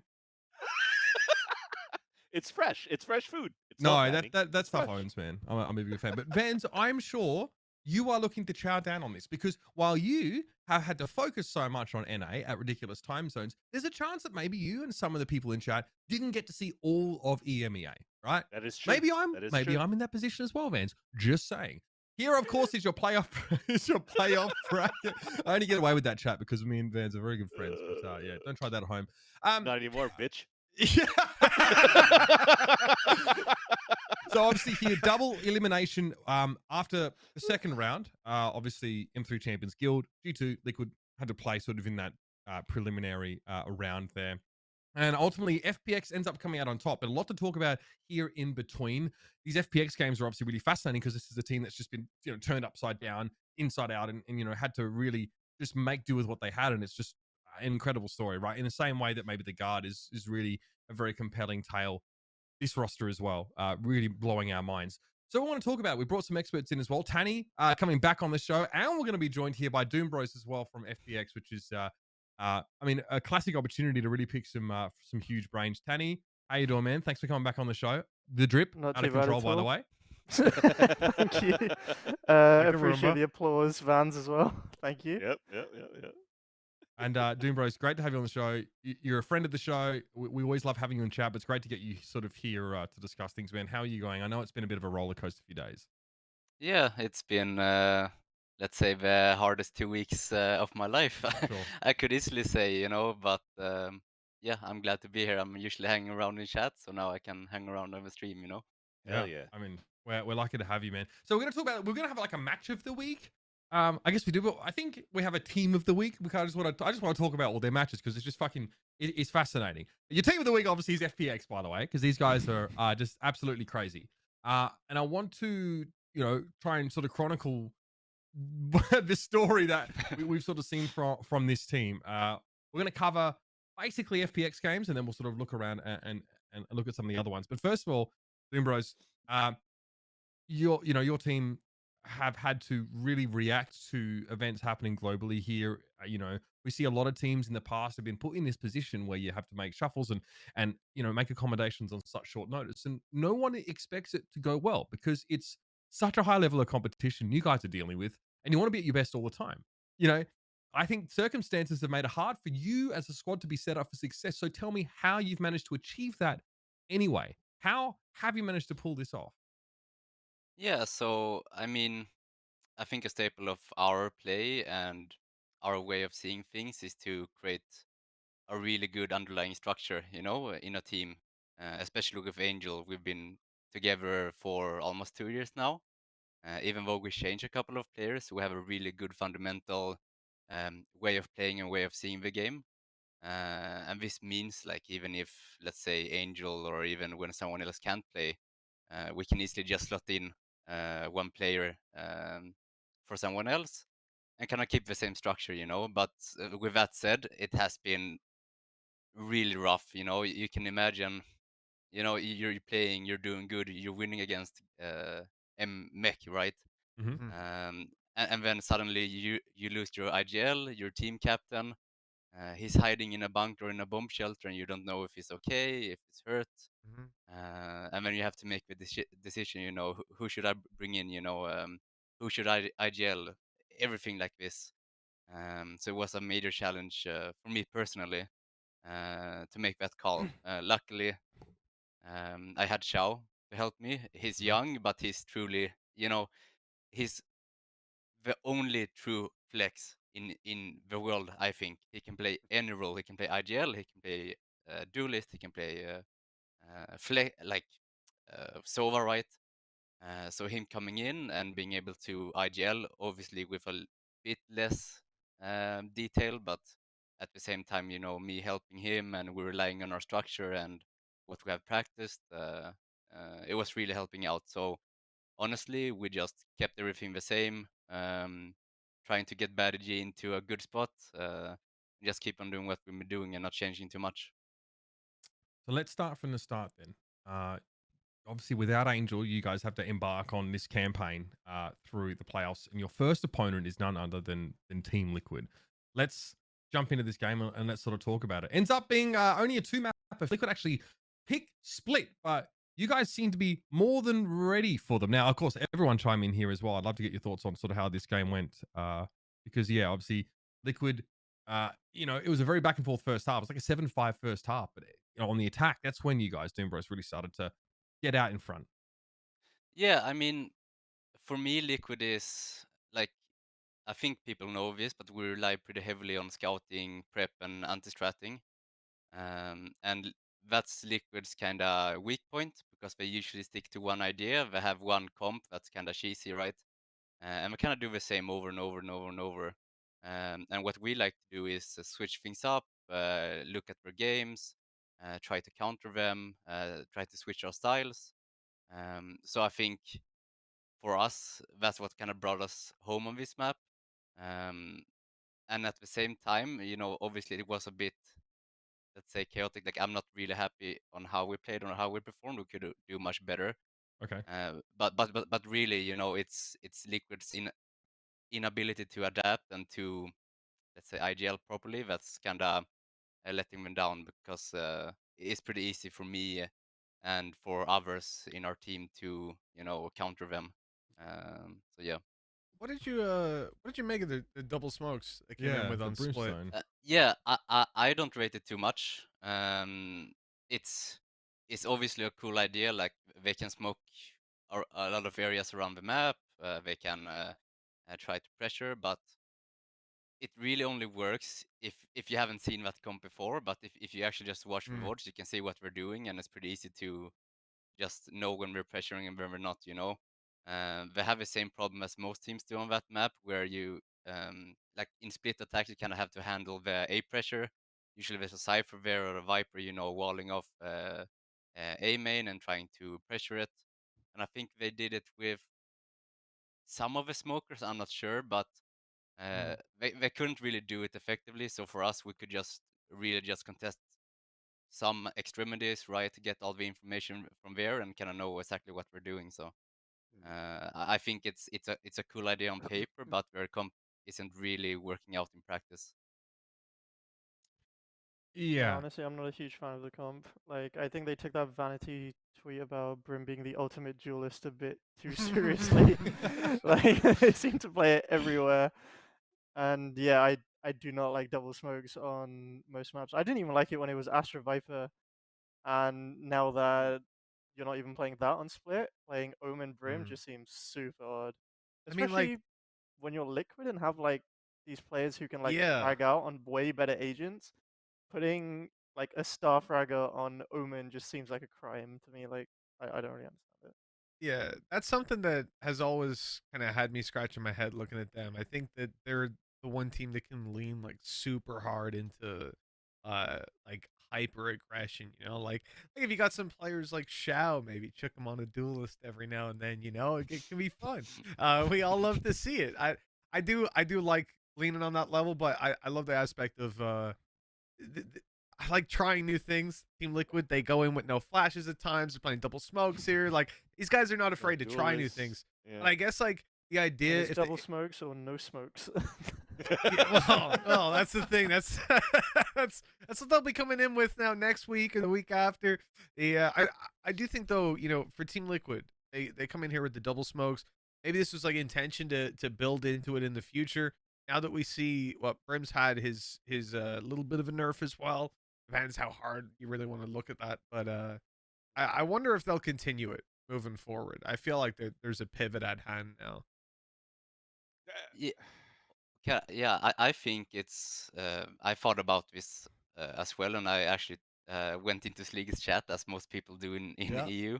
Of course. But I think they have an IGL problem for sure. Like I think Sleege is preparing them with a game plan beforehand that we're trying to execute. But as soon as a team, especially us, we can disrupt those plans pretty easily. And as soon as you disrupt someone's plans, it's kind of up to the players in the game to be able to adapt and be able to change. And that's really hard if you don't have an IGL who's kind of experienced or have players who, can think in that It way. feels like an exit issue before even Def joined, right? Because that roster before, when it was still like we did and everything as well, it was Psycho had like a playbook of we got to try to do this and then walk into this game where they don't really have IGL calling within the game. So you have to use your timeouts now to actually have your coach being like, okay, this is what happened the past like 4 rounds. This is how we have to act for the next 7 rounds or 8 rounds because I can only use 1 timeout and a half.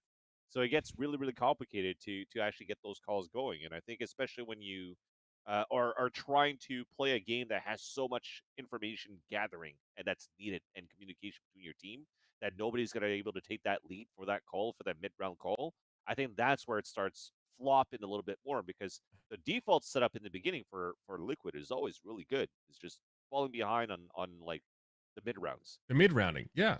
Exactly. They played this double smoke on Haven as well, right? In this series. Yep, they did. I play it everywhere, man. And I'm happy they did, It's been a little while, but I actually remember Liquid playing triple smoke on Haven once. Oh my god! Like in mid 2021, that was the most interesting comp I've seen. It was just so. Was it weird. like Viper? I think it was Viper, Astra, Brim. Yeah. Yeah, insane. It's like yeah. Oh yeah, sorry. Yeah. So it's like what I want you to pay attention for this liquid comp is there's a trend right now where you don't pick Sova on this map. And I think what we don't realize is that it makes them very vulnerable. You know, every team we face who doesn't have a Sova, like you're gonna have problems because as soon as if your defense and if you lose like aim and control, it's gonna be so much harder for you to retake that space and get the information. You know, and you can kind of see us trying to at least manipulate their information they have because they're very limited in terms of They information. don't even have gathering. KO, right? They only have Sky, like, and the dog. That's kind of it, right? Yeah. So it like becomes even harder for them, to actually try to, it's the same kind of with Chamber as well. You kind of like you can't really rely on his information. He kind of has to take the information with his body, Yep. And that's also very exploitable. His life. So yeah. It's kind of how it is, right? So I think there's a lot of holes in that comp, and I think we're aware of it, but we're kind of banking on this one idea we have with the comp that kind of works if you haven't seen the comp being played before. But as soon as you showed it, it becomes so much more weaker the next time you play it, So the shock factor of it. I mean, especially on Haven, they end up gambling so much on sites and then having to play retake. Especially on A, their game plan was just leaving Nivera on site. If he gets a pick with the chamber, he can TP out. If not, then they're just playing like 5v5 retake anyway. Is their comp even good for retake? No. I mean, no, but that's what they were doing. They So, like, I don't know. They can smoke off all the angles. Huh? It's like they have double smokers, right? But it also means, where Brimstone was smoking, like on their defense, where Brimstone is smoking A for them, but he's starting towards C, So he's always kind of starting out of position as well, and it's something we also took notice of. So some of our rounds, especially fast rounds, will work better against them because we're actually starting their defaults out of position, smoking with Brimstone, and doing a flash with Omen and small stuff like this. How do you exploit? So, speaking generally, like I don't want to, no detailed strats, but what is the approach to exploit a team that doesn't have good tools for gaining information on the map? Like, what are you trying to do to punish this, especially in the early round? Obviously, it's about like the philosophy about this game is even if you can force the enemy out, like say 1 or 2 meters or 1 or 2 feet for the American people. It's enough, because no Americans here. That's also not a conversion. Yeah, sorry. But that was not the right conversion. Oh yeah. That's right. I'm trying to be inclusive, okay? Sorry. Sure. But every team has their setups. Every team has something stratted, and they kind of rely on this. But as soon as they step out of that setup, even for a few meters, they're gonna get uncomfortable, and for a team like that, you literally just have to rotation drag. You have to, pressure one side. Maybe some rounds you're gonna pause and then continue. Some rounds you're gonna rotate. Some rounds you're gonna pressure the other side of the map and still go right. You kind of have to sell them an idea and try to make them uncomfortable and try to make them go out of those setups, Right. And obviously,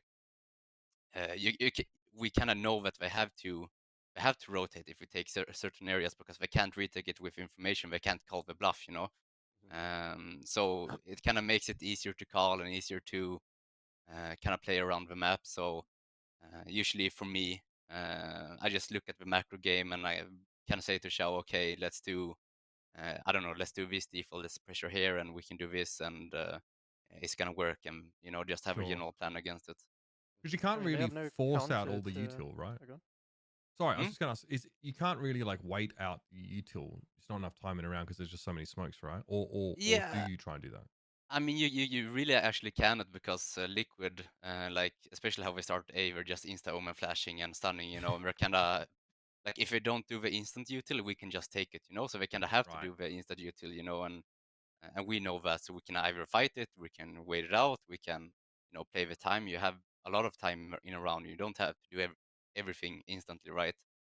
It's not something people really understand about this game is that time is your advantage. Time is a resource that you can use. So it really depends, but you can for sure bait out utility, and especially how Liquid play. Like they have so many gaps, and I think we know the gaps, but I don't think they had the time to actually fill them or Address change that. comps, you know, because it's quite a hectic schedule. So if you don't have all this already in place before you start the tournament, it's gonna be hard to fix, you know.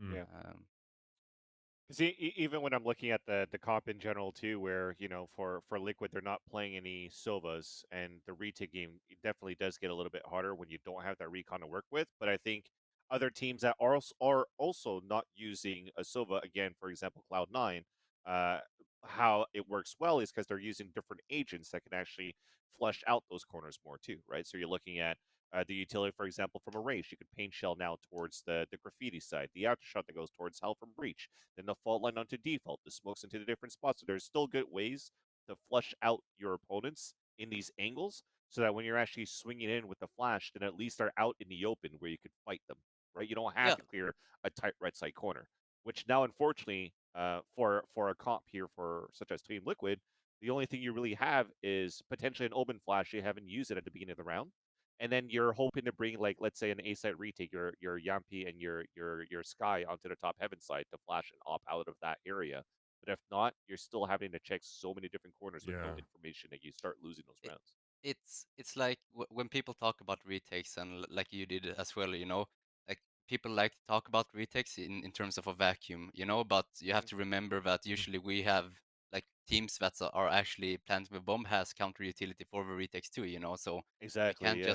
you can't just say, okay, I'm gonna smoke here, I'm gonna nade here, nade here, Yeah. and then It's like one playing ping molly pong comes with half a table. yeah, Folding it up. and then you know one molly comes and they just have to wait and their utility is done, you know. It's you know, I see NA do a lot of retakes all the time, right? And it definitely works, you know. We play a lot of retake, you know, on Icebox, for example, but you kind of have to remember that if you know a team is gonna play a lot of retake, we're gonna have more utility to stop it, you know. We kind of know Liquid also likes to, okay, we're gonna play retake, we're gonna flank with I don't know, with Neon, you know, she can run fast, so you know, of course we can play retake and flank from behind, but then one guy just stands and shoots the guy who comes from behind, and yeah, what are you Yep. gonna do now, you know? So Of course. it's always, you know, that's why scouting and why changing up your style is so important, because you always have to be like one step ahead all the time, you know, and trying to play that mind game.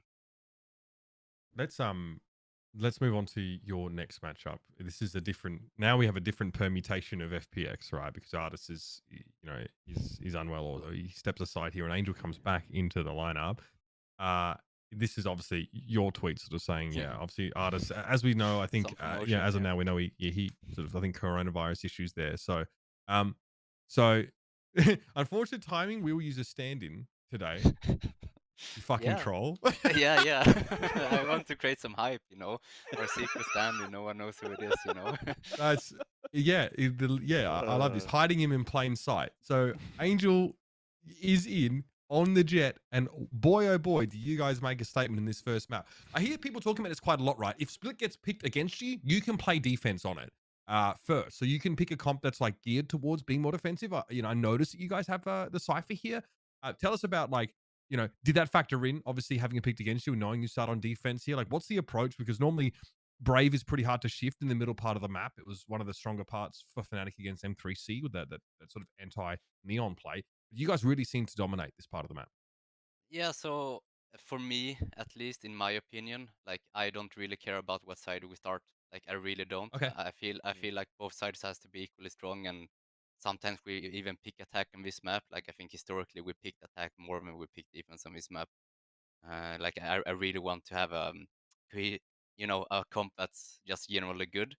Yep. Against Fnatic, you know, they played exactly the same as we did against Mech, right? So it didn't change too much. And for us, you know, we're playing a pretty disruptive comp. We can kind of stop them in their tracks. We know what we're doing. We can kind of change up uh, where the Sage is playing, where the Jett is playing, and kind of pick them off at different angles and kind of stop them in their tracks. And here it was kind of the same, where they're doing exactly the same as we're doing the last time, and we're kind of disrupting their plans and being pretty dynamic. In that case, we're hard to read. And it just makes it super hard for them to adapt and to change stuff up, right? So I think that was the key for us. I really like I this mean, comp though. Like the Jett rays, no Viper, no double smokes here. I think it's really good. Like we, well, we play the same thing on Giants guy's fucking actually. trolling now. And we do it really well. We have two insane. How the fuck are you guys double laughing? smokes. Yeah, we have two I insane love that duelist there's no players. double It's so controller. good. I mean, a part of the comp is also it's so easy to play. Like it's Yeah. actually the most brain dead comp in the world, you know. And sometimes you just have to say to like, obviously now it's Angel, but of course the original plan is Ardis and Sip and go kill, right? And we kind of just play out of our like fundamentals and our strengths, right? And I think it works very well, especially in a new patch where people are kind of overthinking the meta a bit. So kind of keeping it simple, you know, keeping it straightforward and just double peeking, you know, doing the fundamentals right. It's usually, especially in matches like this, it's like, you know, keep it simple, you know, the less machinery in your machine that can break, the better, you know. I bet Angel was delighted that he didn't have to play more than one attack I don't round know, on Jett as well. He looks like a grandpa. Like he was getting more no scopes than actual scopes, you know. Especially when we had one practice day with him, and he plays up like a shotgun, you know. Like he's I don't know what the hell is, you know. It's actually ridiculous. So, but you know, he brought some good mid round calls and stuff, you know. So I'm not gonna fault him. You know, he did his Actually, best. Wait, that's what an gets interesting me is- point. go on. So, sorry, just to quickly say then, when Angel comes back in, how do you guys handle the constant shift of leadership duties? Like, were there any sort of growing pains to that, to swapping back? Not really. It's like Angel is experienced enough to know what his role should be. So in this case, he took artist role and he still let Xiao do the like macro calls. But Okay. he's smart enough to also do his own calls and kind of complement him and take over when it was needed, you know, like it can be a bit 50-50, especially with mid rounding, you know, because mid rounding is really hard. So you can kind of see when Angel comes in, even though he isn't maybe the best player because he hadn't actually played the game for 4 weeks.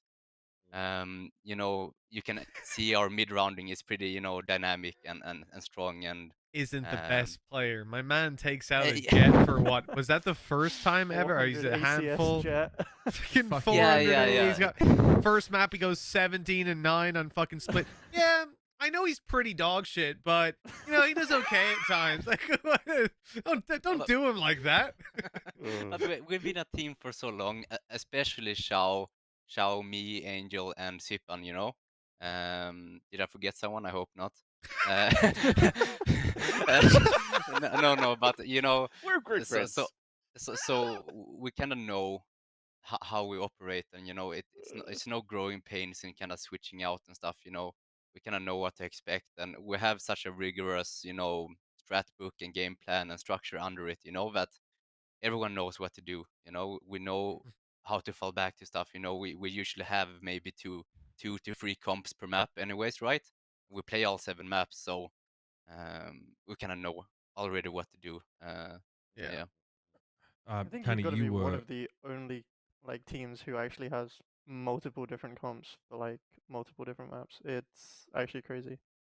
Like I was gonna Yeah. ask, why did you take Angel off Jett when you came up against G2? Oh yeah, like Barry G had that interview, and it was actually wrong because it was my idea. Like before the match, like I was looking at how they played, and I was thinking, you know, a breach would fit much better here. You know, you can on defense, you can kind of punish them in mid, you can force them out of the mains.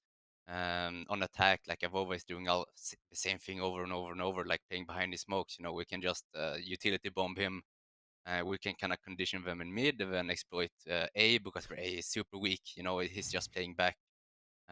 So for me, it was okay, Angel. You know, I was just, do you want to play breach? You know, I know you're super happy to play a Jett, but you know, breach could be a good agent here. But you know, because of this, but I leave it up to you. You know, you have a final call, and then like 5 seconds left, it's kind of flipping between KO, breach, and Jett. You know, who should I Jeez. pick? You know, and like 1 second left. Okay, let's do breach. You know, but it's more about, you know, we have practiced with that breach comp before. You know, so it's not like we're just going in blindly with a new comp we haven't practiced. You know, we're actually laying down the grounds in practice and doing really hard work to be able to do these adaptations. You know. Yeah. That's an important point. That's just such an Angel thing, though, to like convince his teammate. Like he's already got it practiced. He knows the breach. we've got it planned, and he's deciding I might do the breach here, but he turns to his teammate and goes, "Yeah, I'll just click them at random and see what happens. You know, it is what it is." Like, it's the most Angel thing. She likes to fuck with people. I don't think a single team in the world, after beating Fnatic 13-0 with that comp, would ever like switch something up. Like you'd just be like, this was "Nah, working. this is the Let's comp. change it." This is People working." People home might not know what why we're would you talking ever about. Switch? Yeah, let's run this shot. Like, this is like, it's the fucking weirdest thing to see in Agent Select, because normally people know exactly what they're doing, but I'll show you the clip, everyone at home, so you know exactly why we were so fucking confused by this. Let's roll. This was the run that we needed to feel confident, because we changed that comp before the match.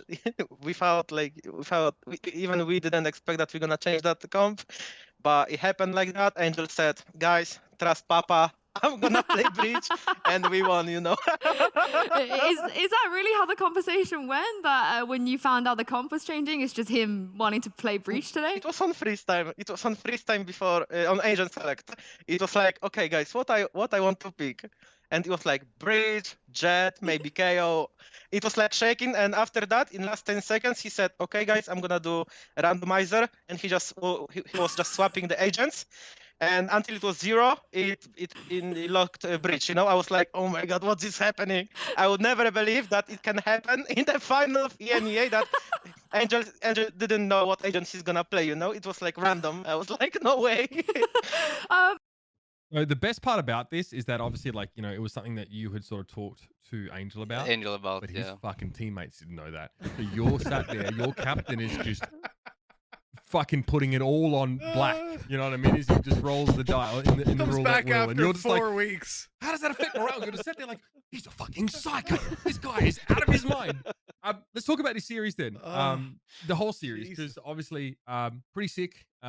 Sort of upper final here for you guys. This is where it's sort of, you know, this is where you guys sort of cement your place. First match, first map, Icebox is G2's pick here. You know they're good on Icebox. You know, obviously you guys are as well, but G2 generally known to be more comfortable there. What's the game plan here? Yeah, so good on Icebox. I'm not sure I share that sentiment. Like, I like that. Especially the it's attack. like, It's I mean, they picked it, right? 12 times. yeah. I mean, we're actually good. Okay, we're really good on Icebox, but I don't rate the comp very high. I generally don't rate the killer comps very high, because it's like there's no theoretically best comps on any maps. You know, like, it's kind of rock paper scissors this game. So some comps counter other comps really well, and I knew coming into this, you know, because like, if you look at our Icebox, this is probably our like 10th different comp we play on Icebox, right? But I just know KO completely fucks their comp. Like, sorry for saying it, but it completely wrecks it. On both sides, you know, It's you so could see. util heavy, right? It's all static util as well. Yeah. And it's like, you could even see, you know, I know they have no flashes. They rely a lot on their drone, especially when they attack. Their Sova is gonna avoid our knife, right? So he's droning from very far back. Yep. That means they can't go in with their drone. Okay, they can't go in with their drone. So now they droned. We're not in on site. We don't have flashes to clear out backside. We're just sitting and aiming, you know. And then when we plant, we just destroy the wall. We just, you know, it's just a very weak point that relies so much on them just kind of taking the space on A main, just aiming and hoping we take duels, you know. And the KO just completely ruins it for them, you know. It was the same on our attack. We could just use KO. We could bully Mixwell on B, right? The KO kind of completely screws him when he plays yellow. You also know, like, his agent is pretty weak. Once you get him to teleport, we lose all the control. We have to rotate, and on A, right, it's two utility heavy pieces, right? You hit them with one knife, it's done. If they hide from the knife, okay, then we're playing backside. You can, you know, you have map control as a result of that, right? Yeah. So it's like we're very, very vulnerable to a single KO, you know, and we have obvious weak spots that, you know, especially when KO is a meta pick on this map, you know, it's probably KO's best map, I would say, you know.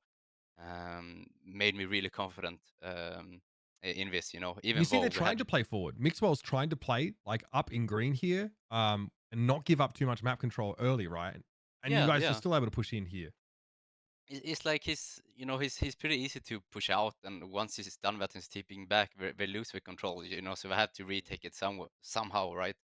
And then I think in this round you kind of see their lack of fundamentals too, like their lack of trading, their lack of like double peaking and cohesion, you know. So I think that's the other point, you know, I wanted to make is that it's like they're probably like they are the second best team. They're actually amazing, you know. They on Breeze they totally counter us, but their fundamentals and their trading and stuff like this isn't really the best just yet. Okay. So we could, you know, we could exploit that pretty hard too. But I think just their composition is pretty flawed against a KO in general, and that's it. I mean, the strongest part Bro, about did G2... you guys... Oh, go on. Go ahead, Tiny. Go ahead, Tiny.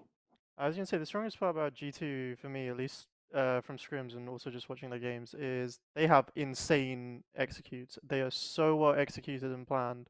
Like, it's so hard to counter one of their executes, but if you do manage to find the, like, weak spot, then the team actually falls apart a bit, which I think can be due to the lack of fundamentals that, like Doom is saying.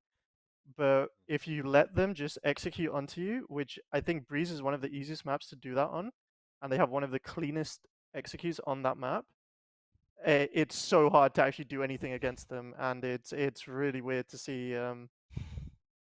Like it's really weird to like try and counter them on Breeze just because it's such an execute heavy map there. Oh, I think the other side of it, you're constantly playing against a Mixwell on that map, right? Yeah. Who's going to be trying to just dome you, wait for you to try and play against them, and if you don't, they get the execute they want. So, win-win. It's time. Let's talk about it. You guys are segueing. You're doing my job for me, which is great. Let's talk about Breeze here and how, you know, a team like FPX gets countered by G2.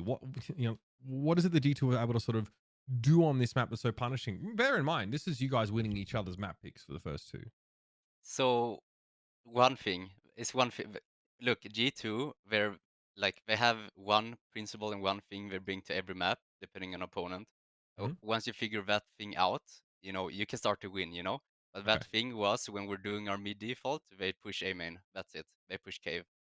And they continued to do it. I took a pause. I mentioned it. I said, let's punish it. Let's ping pong a bit more. But with Angel, like with us changing a bit too much, it's hard for us to adapt in a good way that we usually do. So for them, it's literally just, okay, we're doing our mid default, right? Yeah, we can just take cave and completely screw us over. And that was literally it. Otherwise, they weren't so strong, you know. They had their weak points too that we tried to exploit, but it's more us lacking the structure to actually counter that in an effective way. Adapt on the fly, right? Yeah, and even though like I got pretty angry that that map, I'm not gonna lie. I think the other coach who was in there said that the same, you know, because I kind of felt like I saw it instantly. We even called it out, but even though you might be calling it out and saying, yeah, we're gonna probably push A main on us here, like we knew it beforehand, and we're not doing anything about it, was pretty frustrating. But it happens, you know. It's at a grand final. We have a different roster that we practice with for like one day, right? So it's understandable, you know. Yeah. Yeah, obviously, Breeze was G2 definitely were able to solidify their defensive half there by, you know, making that sort of push into caves. You guys had to ball it out a little bit in the second half. So at this point, we're 1-1 in the series.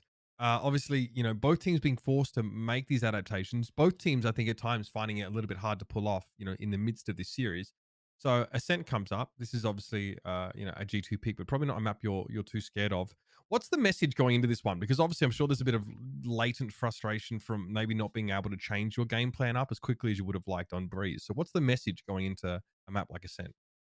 I mean, we knew, you know, on Icebox, we had a new comp, so they can't really prep for us. So we have upper hand. On Breeze, we have the same comp, so they can prep for us, so they have upper hand. But now on Ascent, we have a new comp again, so obviously they can't prep for us. And Sage is one of those agents where it's really disruptive if you can't prepare for it, you know? Especially if they wash our votes with KO and we suddenly come up with a Sage. So I think that was a big part of it, you know? And at the same time, I think, as I said before, we kind of have one thing that we're going into the match with, one idea, and once that idea gets called out, you know, it's pretty easy to know that and to read It's like a that. theme, right? What's the Yeah, theme yeah. for G2 on this map? I felt they wanted to bait out Visage wall and play around where Visage was playing, you know. So but obviously I haven't rewatched the match. I could be completely wrong, Yeah. but you know, knifing aim in early. If it hits Visage, just continue and rush. You know, if it doesn't hit Visage, you know, try to bait it out, I guess. But I could be wrong, but that's how I felt. So I called that we should, you know, try to save a wall, try to do it when we're like a bit more late. I know we're either doing some straight rounds on the sides or doing pretty like later hits through mid and doing splits like that, and Sage is fucking perfect for that, right? So Yeah. um, and at the same time, we didn't play it good at all in the last rounds because we started fighting A main when we didn't really need to. You know, we have agents to delay them and just completely screw them over the way we were playing. But Sipan started fighting because it's Sipan, you know, he has a raw aim and raw talent, right? So we kind of screwed over a bit in the end, but I feel, you know, how most people call against a Sage is a lot of depending where she is, you know. So we started, you know, switching her around, maybe slower one side, go to the other, you know, trying to, you know, make the Sage a stopping power, you know. Yeah. So I think that was really the key for us on defense, at least.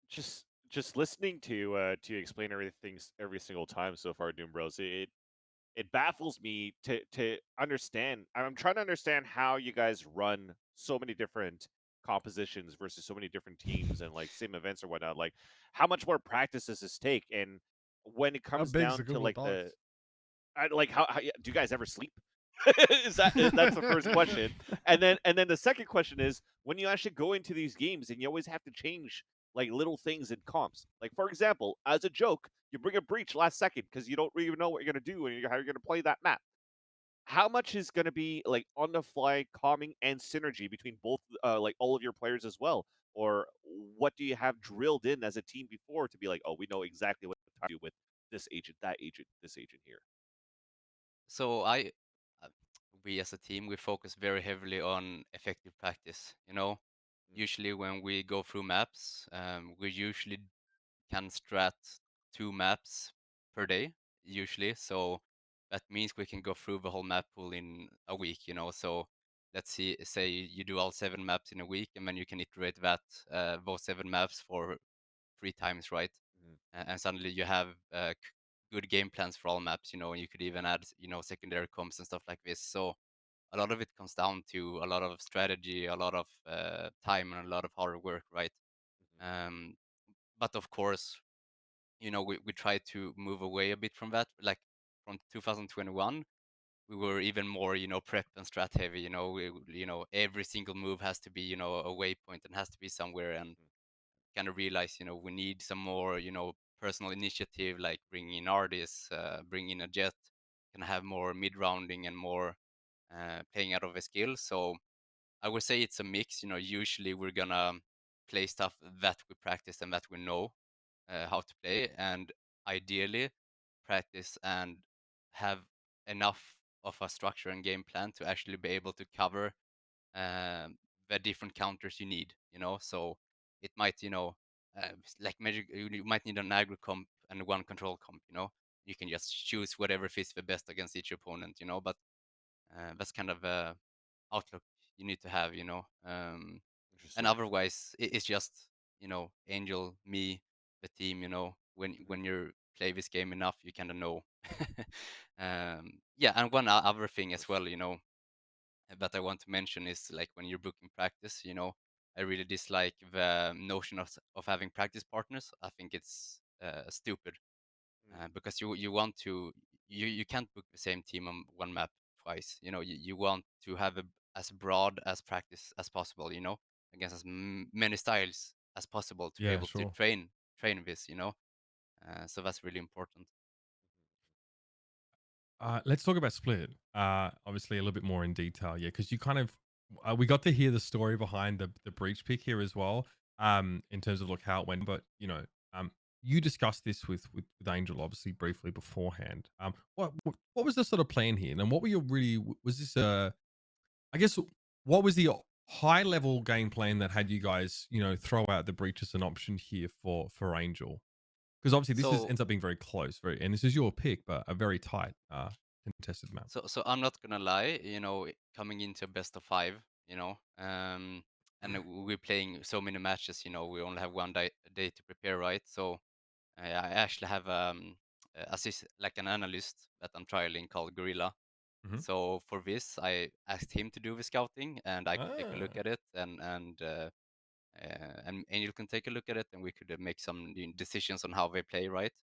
But also, it's hard to have too much of a deep strategy on this map in particular, because it's a very hard map to play, especially when you're changing up your roster like we are doing. So for me, it was more okay.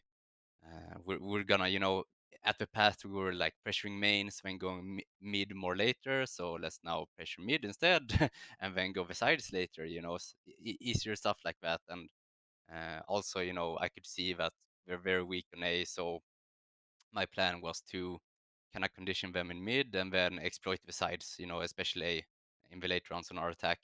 And obviously our start was actually horrible, but once we got into it, you know, and got a bit more confidence, we could actually exploit their weaknesses. But it's split, you know, it's a hard map to actually do properly. But it's usually, you know, how have we played before, how we will play now, you know, what will the enemy think of us now, and how can we play differently from what the enemy will expect, you know. And that's really the big thing. Even though you win against Fnatic 13-0, you can't just play exactly the same and think that's gonna work the next time, you know. That's just naive. What did you want G2 to think of you going into split? Like, you know, what are you hoping to like telegraph to them? What do you think they're gonna do as they approach a matchup with you? Because obviously you have to think about it. You have to put yourself in their shoes if you're gonna try and, you know, catch them off guard. I mean, there's two things people think about us. The first thing people usually think is, okay, it's FPX. We're always gonna go mid, and we're gonna try to take vent, and we're gonna try to rotation Angel drag, go you know? in vent. Yeah. You know, that's the first thing. Yeah, and we're very aware of that, you know. So that's why you see us do something different, especially against Fnatic, you know, or Liquid. And then in this match, it was kind of opposite, you know. I think they thought that we will either do a lot of straights, but we picked breach, so that kind of goes into their mind that they have to contest mid again. But usually it's just to get to on A, you know, doing his thing. So they're probably pretty relaxed towards the A side of the map. So that's why I thought it would be interesting to just, you know, let's do our regular plans. Let's take mid. Let's play kind of defaulty, and then start to hit these fast rounds, you know, towards where we're kind of relaxed. So, but honestly, it's not too deep, especially on Split. It was more deep on the other maps, you know. Split isn't our priority number one, you know. It's not the best map, especially without artists. So it was still, you know, playing simple. And yeah, just playing good. I just love the concept of thinking about how people sort of look at you and then using that to your advantage. I think that's really interesting. So great insight on that one. I want to, again, I thought, you know, Batty was one of the most fun and uplifting additions to your guys' roster. I mean, it's just, you know, very much like Boaster, really, really hard not to like. His you know, I mean, this is bittersweet, you know, obviously, because this comes before we sort of realize that FPX aren't going to be bound for Iceland, and we can sort of talk about that at length. But I want to at least, you know, put that at the back of our minds as we consume this post-game interview, because this was really fantastic. And for those who haven't seen it, this is Batty G here in the post-match interview with Insu, sort of talking about how FPX as a roster overcame so many of their challenges so far. Check it out. They are your EMEA champions, and I'm bringing in one of the best players we have in the region right now, Batty G, newly crowned here. Hi, Batty G. You're one of the best players. Sorry, I'm sorry. I know you're really happy. You're one of the best players in the region. How does that feel? Unbelievable. Like, I don't know what to say. I'm shaking, you know. Like, there is so many emotions right now. Like, I don't believe it that we are EMEA champions. You know, so many things were wrong in like last weeks, and we managed to win the whole season.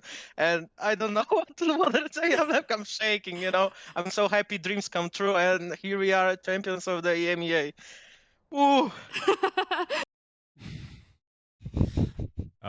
Yeah, obviously that's really cool. Obviously to see Batty G get that sort of opportunity and shine under those conditions. I also we got to delve a little bit further into the interview as well. We already showed the part where he talks about the shenanigans with Angel, but I really enjoyed this where he sort of talks about some of the key lessons that he learned, obviously as a newer player. So we can roll this one and then I think we can talk about it. You guys one tested too much, but what would you say is the one kind of big lesson you've learned from this season that you want to take forward? That no matter what is going on around us, we don't have power to change something. You know, if something is happening that we can't change, we can't change. We need to focus on the steps, what we want to achieve, and step by step, run by run, match by match, try to achieve our goal. We were never trying to think the 3 matches in front of us. We just wanted at the beginning when d00mbr0s wrote to me, we just wanted to win some matches that when Angel wasn't here, and it went pretty well, right? Because we won the whole season with only map lost. So I think everyone is really proud of what we achieved, and that's unbelievably good feeling. Like I can't even explain it. Yeah, Superstar, absolute I mean, that's superstar great player. mentality going into a tournament, to be honest. Yeah. Like honestly, if you have almost no expectations and you just go in, like take each map one at a time, you'll get the furthest. That's the same mentality we had in like Heretics going into like first strike, because we were just farming like Spanish tournaments before, and then we get to first strike, we see, oh, we're up against Liquid, and then G2 probably, and then FPX probably, and we're like, Yeah. what are we doing here? And then just took it one map at a time and just you win. Like, it seems that's what FPX did here. Yeah, I mean, obviously, we find out not long after that, or some news drops. Obviously, well, there were probably some questions I think about FPX's ability to sort of compete, and obviously around a lot of players from the CIS region, and so there is a statement, obviously, about FPX's situation, and I'll try and gloss over this quickly, but obviously, the combination of the travel restrictions. I mean, why you could just say invasions, okay? And COVID-19 sort of issues make it hard for people to sort of travel in sort of Europe. So through no fault of their own, FPX won't be able to field a complete roster in Reykjavik. Obviously, I'm sure Riot say they're trying to be as accommodating as possible. Sucks, that's obviously super disappointing for a team that is stand out, sort of head and shoulders above the rest. I guess like. Now, what is the situation? Is that you wouldn't be able to field enough players from this roster, right? Because you have Shao and Sogetsu, right? As well as, I guess, Angel, whose situation is complicated. Yes, that's 3 people that would be struggling to turn up. Is that right? Yeah. So the rule is you have to have 3 core players that travels for a competitive integrity sense, and Sure. that's understandable. Even though the situation isn't the player's fault, it isn't Angel's fault. It's still kind of understandable. And for Angel to travel, he needs permission from his government because men in like 18 to 65 can't travel out of Ukraine, right, because of a war. Yep. So for us, it was really just waiting, for his government to approve him to travel, but with a deadline that was set for us on the Sunday, it kind of became apparent that that approval wouldn't come in time. It will probably come in today or in a couple of days. So we kind of missed the gun by a couple of days. And that's unfortunate. But at the same time, you kind of have to understand, right, that all like traveling and everything like this is a huge task now when there's COVID and stuff. So they kind of need confirmation early to be able to plan ahead and be able to do everything like this. Yep. With that said, I kind of knew it, and I've been echoing what Batty G said the whole tournament. It's like it doesn't matter what happens outside. Twitter doesn't matter. Nothing that public perception doesn't matter. What just matters is exactly what you do each round and how you adapt. Everything else is just noise, and I just keep on saying this. Like I'm a big believer in like mindfulness and living in the moment and stuff like this. Yep. And I feel it's like a really important thing to bring up when you face all this and things are going on around you that you can't really control, or you're worried, or even the Russians, like being over there, it's stressful for them. So I was just echoing that to everyone, because it's been more stressful, for them too, to not really know. But we play as we think we would qualify for Iceland, and honestly, we thought that we would be able to go. Yeah. But the case is what it is, and we could only do our best, and we won it all, and and that's it. The rest we can't control. So, have you heard anything about what's going to happen? I mean, I assume there's going to be some form of compensation for you guys not being able to go to the event. Jesus, after such a phenomenal run, I mean, you would have been guaranteed playoffs, if I'm not mistaken, which means that you would have gotten a shit ton of points towards champs at the end of the year. With you now not technically being in playoffs, I assume you won't get the playoff points that you have already earned, right? Like, you technically got those playoff points, but now do you not get them? Should you maybe just be given a slot in M2? Honestly, just one free slot in, deep run in the groups. Like, what do you think is the right way? And have you heard anything already about what will happen? So I can't really speak about what I heard, but sure, of course. I can say that for me, I think the fair thing is what we actually won here is we want to be at least, third place in the VCT point standings for champions, because it's 3 teams who qualify, right? And the relationship between the teams in the standings is the important thing, right? So if a team takes our place that didn't qualify but takes our place because external factors we can't control, we can't be under them, under 3 teams in points. We will have to be in third place, I feel, because that's the important thing, is that standing. So I think for me that's really important for the competitive integrity of the whole tournament through the year to be correct. And I think as well, we're technically in the 8th spot, right, in the tournament, because you go to playoffs before, and I would think that it's fair for us to get that 8th, like we're on the 8th spot, But again, I'm aware of the reality that it's a complicated situation, it's with the points, but I just hope we don't get double punished by not being able to go, but also that another team from EMEA is hindering our chances for champions, Yeah.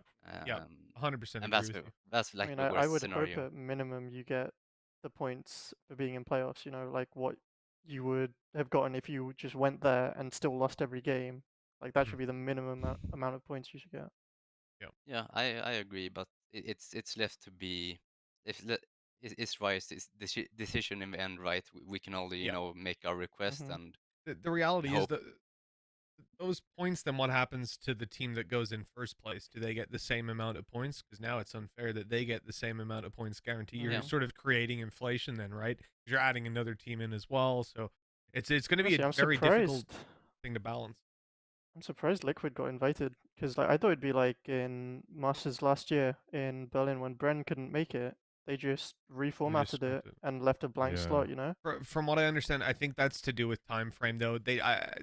And to do with learning as they moved along. I think originally they left it until like the very, very last possible minute to get a team there, which meant when Brian couldn't make it, they were like, oh, well, we can't get any team here now because we don't have time.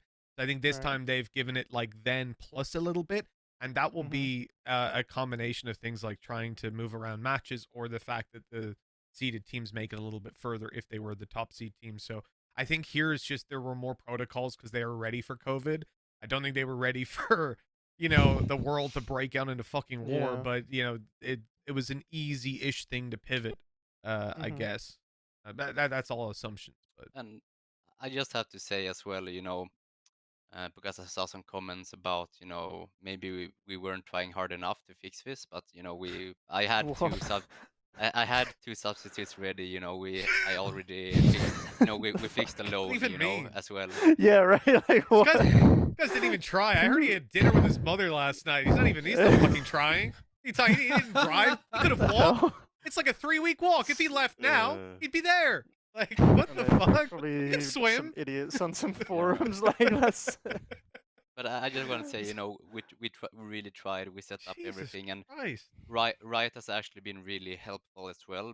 Even though they have their deadlines and what we need to follow, you know, I still want to say that Riot has been a great help, you know, and they've been understanding, even though they have some deadlines they have to hold as well, of course. But you know, it's yeah, it's just been a situation that's just unfortunate, you know, and it's out of our control. You know, we did everything we could, you know, like literally everything we could. So yeah, that's all I wanted to say about that. So if any points, no, for sure. I think it's great that you guys have that positive attitude. You know, you still should be super proud of everything you've accomplished throughout this stage as well for EMEA. Because now, you know, if EU wins Master 1, it's still going to be with an asterisk. You know, it could be like FPX instead. I mean, even Riot more dominant. Exactly. Yeah, no. Probably actually. But you know, this is still the same team that went 0 duelists at some point. You know. So, yeah. Let's obviously, if we had time, we'd probably go over all the other EMEA matches. We just fucking don't have time. Like it's just ridiculous. You European guys gonna be up all night. Let's throw up the bracket though, because what I want to do is you up all night. What the fuck are you talking about? What are you talking about? I mean, yeah, you're kind of fucked as well. Yeah, you're giga fucked. A lot of 2-0s here. I'd be curious to know, like, from your guys' perspective, what are like the key takeaways here are. Maybe some things that surprised you, or something that you found notable, you know, that occurred throughout this tournament. You know, this is the best way that we can cover Europe without going into every single, you know, match one by one. A Fnatic mag was pretty good. That was a long ass match. Yeah, that was a good game actually. I mean, that was. I do not envy you casting that. Like... Bro, 23-21 on Split. Oh, it's all right though. What's the next map of the next series? Oh, Split. Oh, good. Yep. Yeah, good. OT. Oh, let's go. No, the worst thing is like, what was the diffuse? Like 0.02 seconds. 0.02. Like 20 ping, and if they were on LAN, they would have just won that. Bro, if there was gold instead of copper in his fucking house wires, he would have won that clutch. It's actually crazy. Yeah, right? Like that's so that's like heartbreaking, losing it with 20 ping. But yeah, and by the way, d00mbr0s, did you guys know about the whole playoffs thing? If you guys won, that you'd skip groups, unlike us uncultured people in NA. I think it's time zone. We had Mixwell's tweet before our game, so it's like people, you know, we of course we knew, you know, you knew the schedule, you knew you would travel 1 week later if you were first seed, you know, and the article also came out, you know, so of course we knew that you would get ahead in the tournament.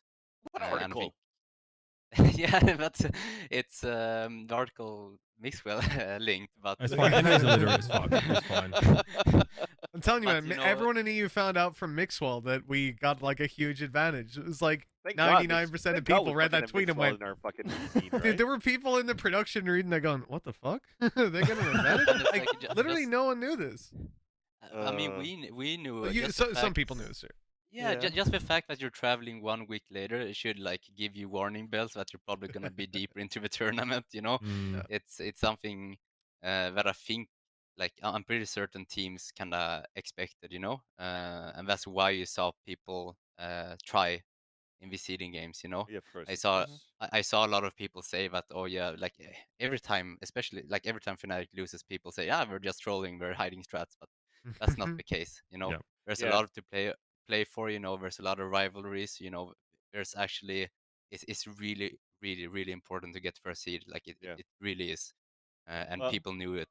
So deeper seeding in the bracket, but not necessarily skipping groups. If anything, it was like, okay, maybe missing round 1 if it was double elimination. Right, this is quite drastic, to be fair. Yeah. Yeah, I mean, the only people that get punished by this are those that don't take the quote-unquote seeding matches seriously. So I don't feel that bad. Agree.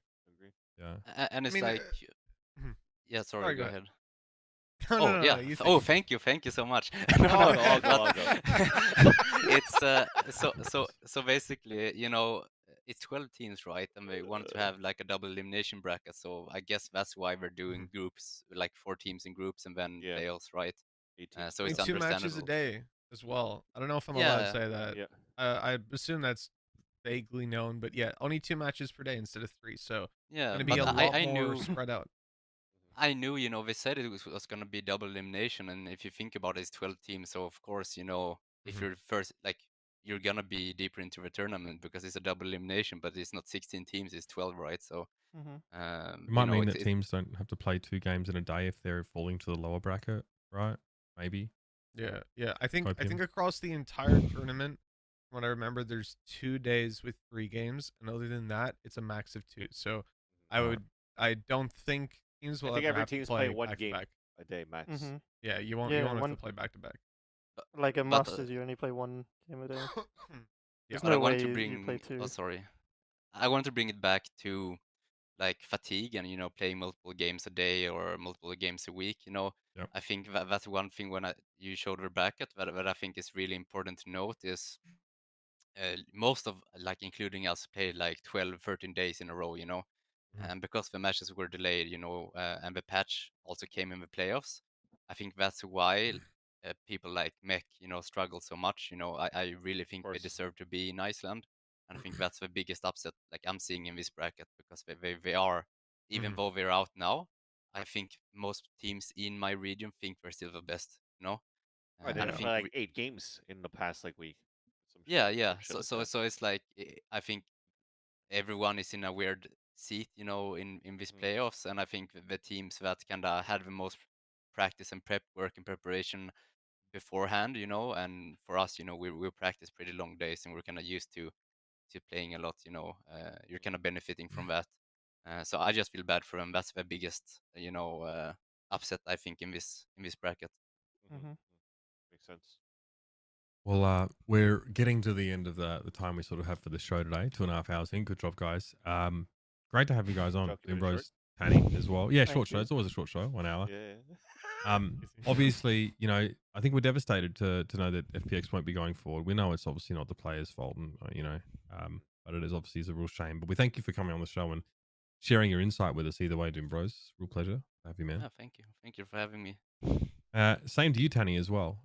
Obviously, I think that, you know, Europe's in a really interesting place right now, and we talk about how deep this region is constantly. So great to have your insight, man. And yeah, good to get to pick apart at least one game, one match. Yeah, sorry for that. Oh, all good. Oh no, not you. We're having a blast. Hell yeah. Always good to have you guys on. Oh, actually, there is something I did want to ask you, but I never actually got the chance. When that overtime was going on, and you have your warm-up game, like, what's going through your head? Just your players just waiting there, hoping for it to be over. Like, we don't want them to just lose their mechanics, you know?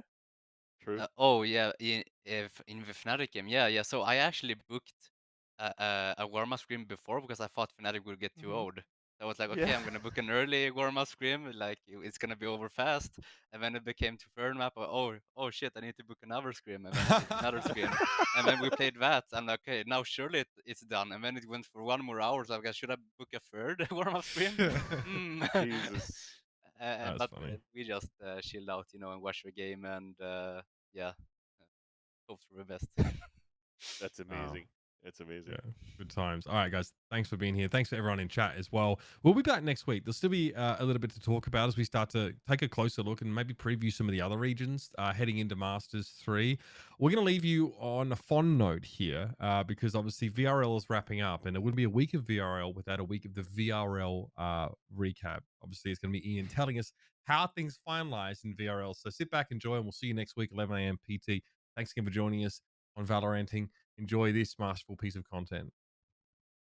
Hi, I'm Ian St. Lawrence, and I'm the executive producer of Valoranting, and I'm wearing a costume. We're talking about VRL Spain. You might remember them from Giants and Koi and Team Queso, but it was Team Rebels. They were the people that were actually able to win this and get their way into the VCT promotion. They went through Team Queso, Koi, and Case to make it all the way to the end. This is Papa Smurth. He's from New Zealand. He's the coach. And the rest of the players are from Portugal, Germany, France. Very diverse roster. And they're going to the VCT promotion. Moving on, we have VRL Turkey. Surreal Esports. They were top of the standings. And guess what? They converted that into a win of the tournament bracket. They went through Thunderbolts. They went through Fireflux, and they made it ooh so good. Look at these beautiful guys with their beautiful winning graphic, and they slaughtered them. A pure Turkish team representing pure Turkey VRL. Very, very good. Moving on, though, we got VRL France. Look at them. Sector 1. Look at this cool video. Look, their eyes are all fucked up because they're Sector 1 and they're winners. They won the whole thing. Again, these were guys who were top of the standings, and they just blew their way through the bracket. 3-1, 3-2. B Genius got fucked, had David P on it, didn't matter. So they're champions, going to VCT promotion. Finally, we have Northern Europe. XL Esports. You might recognize someone on the roster. It's Patatech, formerly of G2. And guess what? They had a lower bracket run through. They beat Alliance, Tundra, and 10-Star. 10-Star, who knocked them into the lower bracket, beat them to become the champions. Great job for XL. Now, you'll see all of these various teams. They're all the people who are going to be in this VCT promotion tournament. We got big and super massive. They did shit in the EMEA group stage, so now they're down here as well. You may also notice there's two teams that haven't made it through, MENA and CIS. MENA still has to do a shit ton of matches because of some reason. And then CIS, extremely sad, canceled because of the complications of Ukraine being invaded by Russia. So we won't see a representative from there. Not sure what they're going to do about it, but please watch Valoranting Tuesday, 11 a.m. Pacific.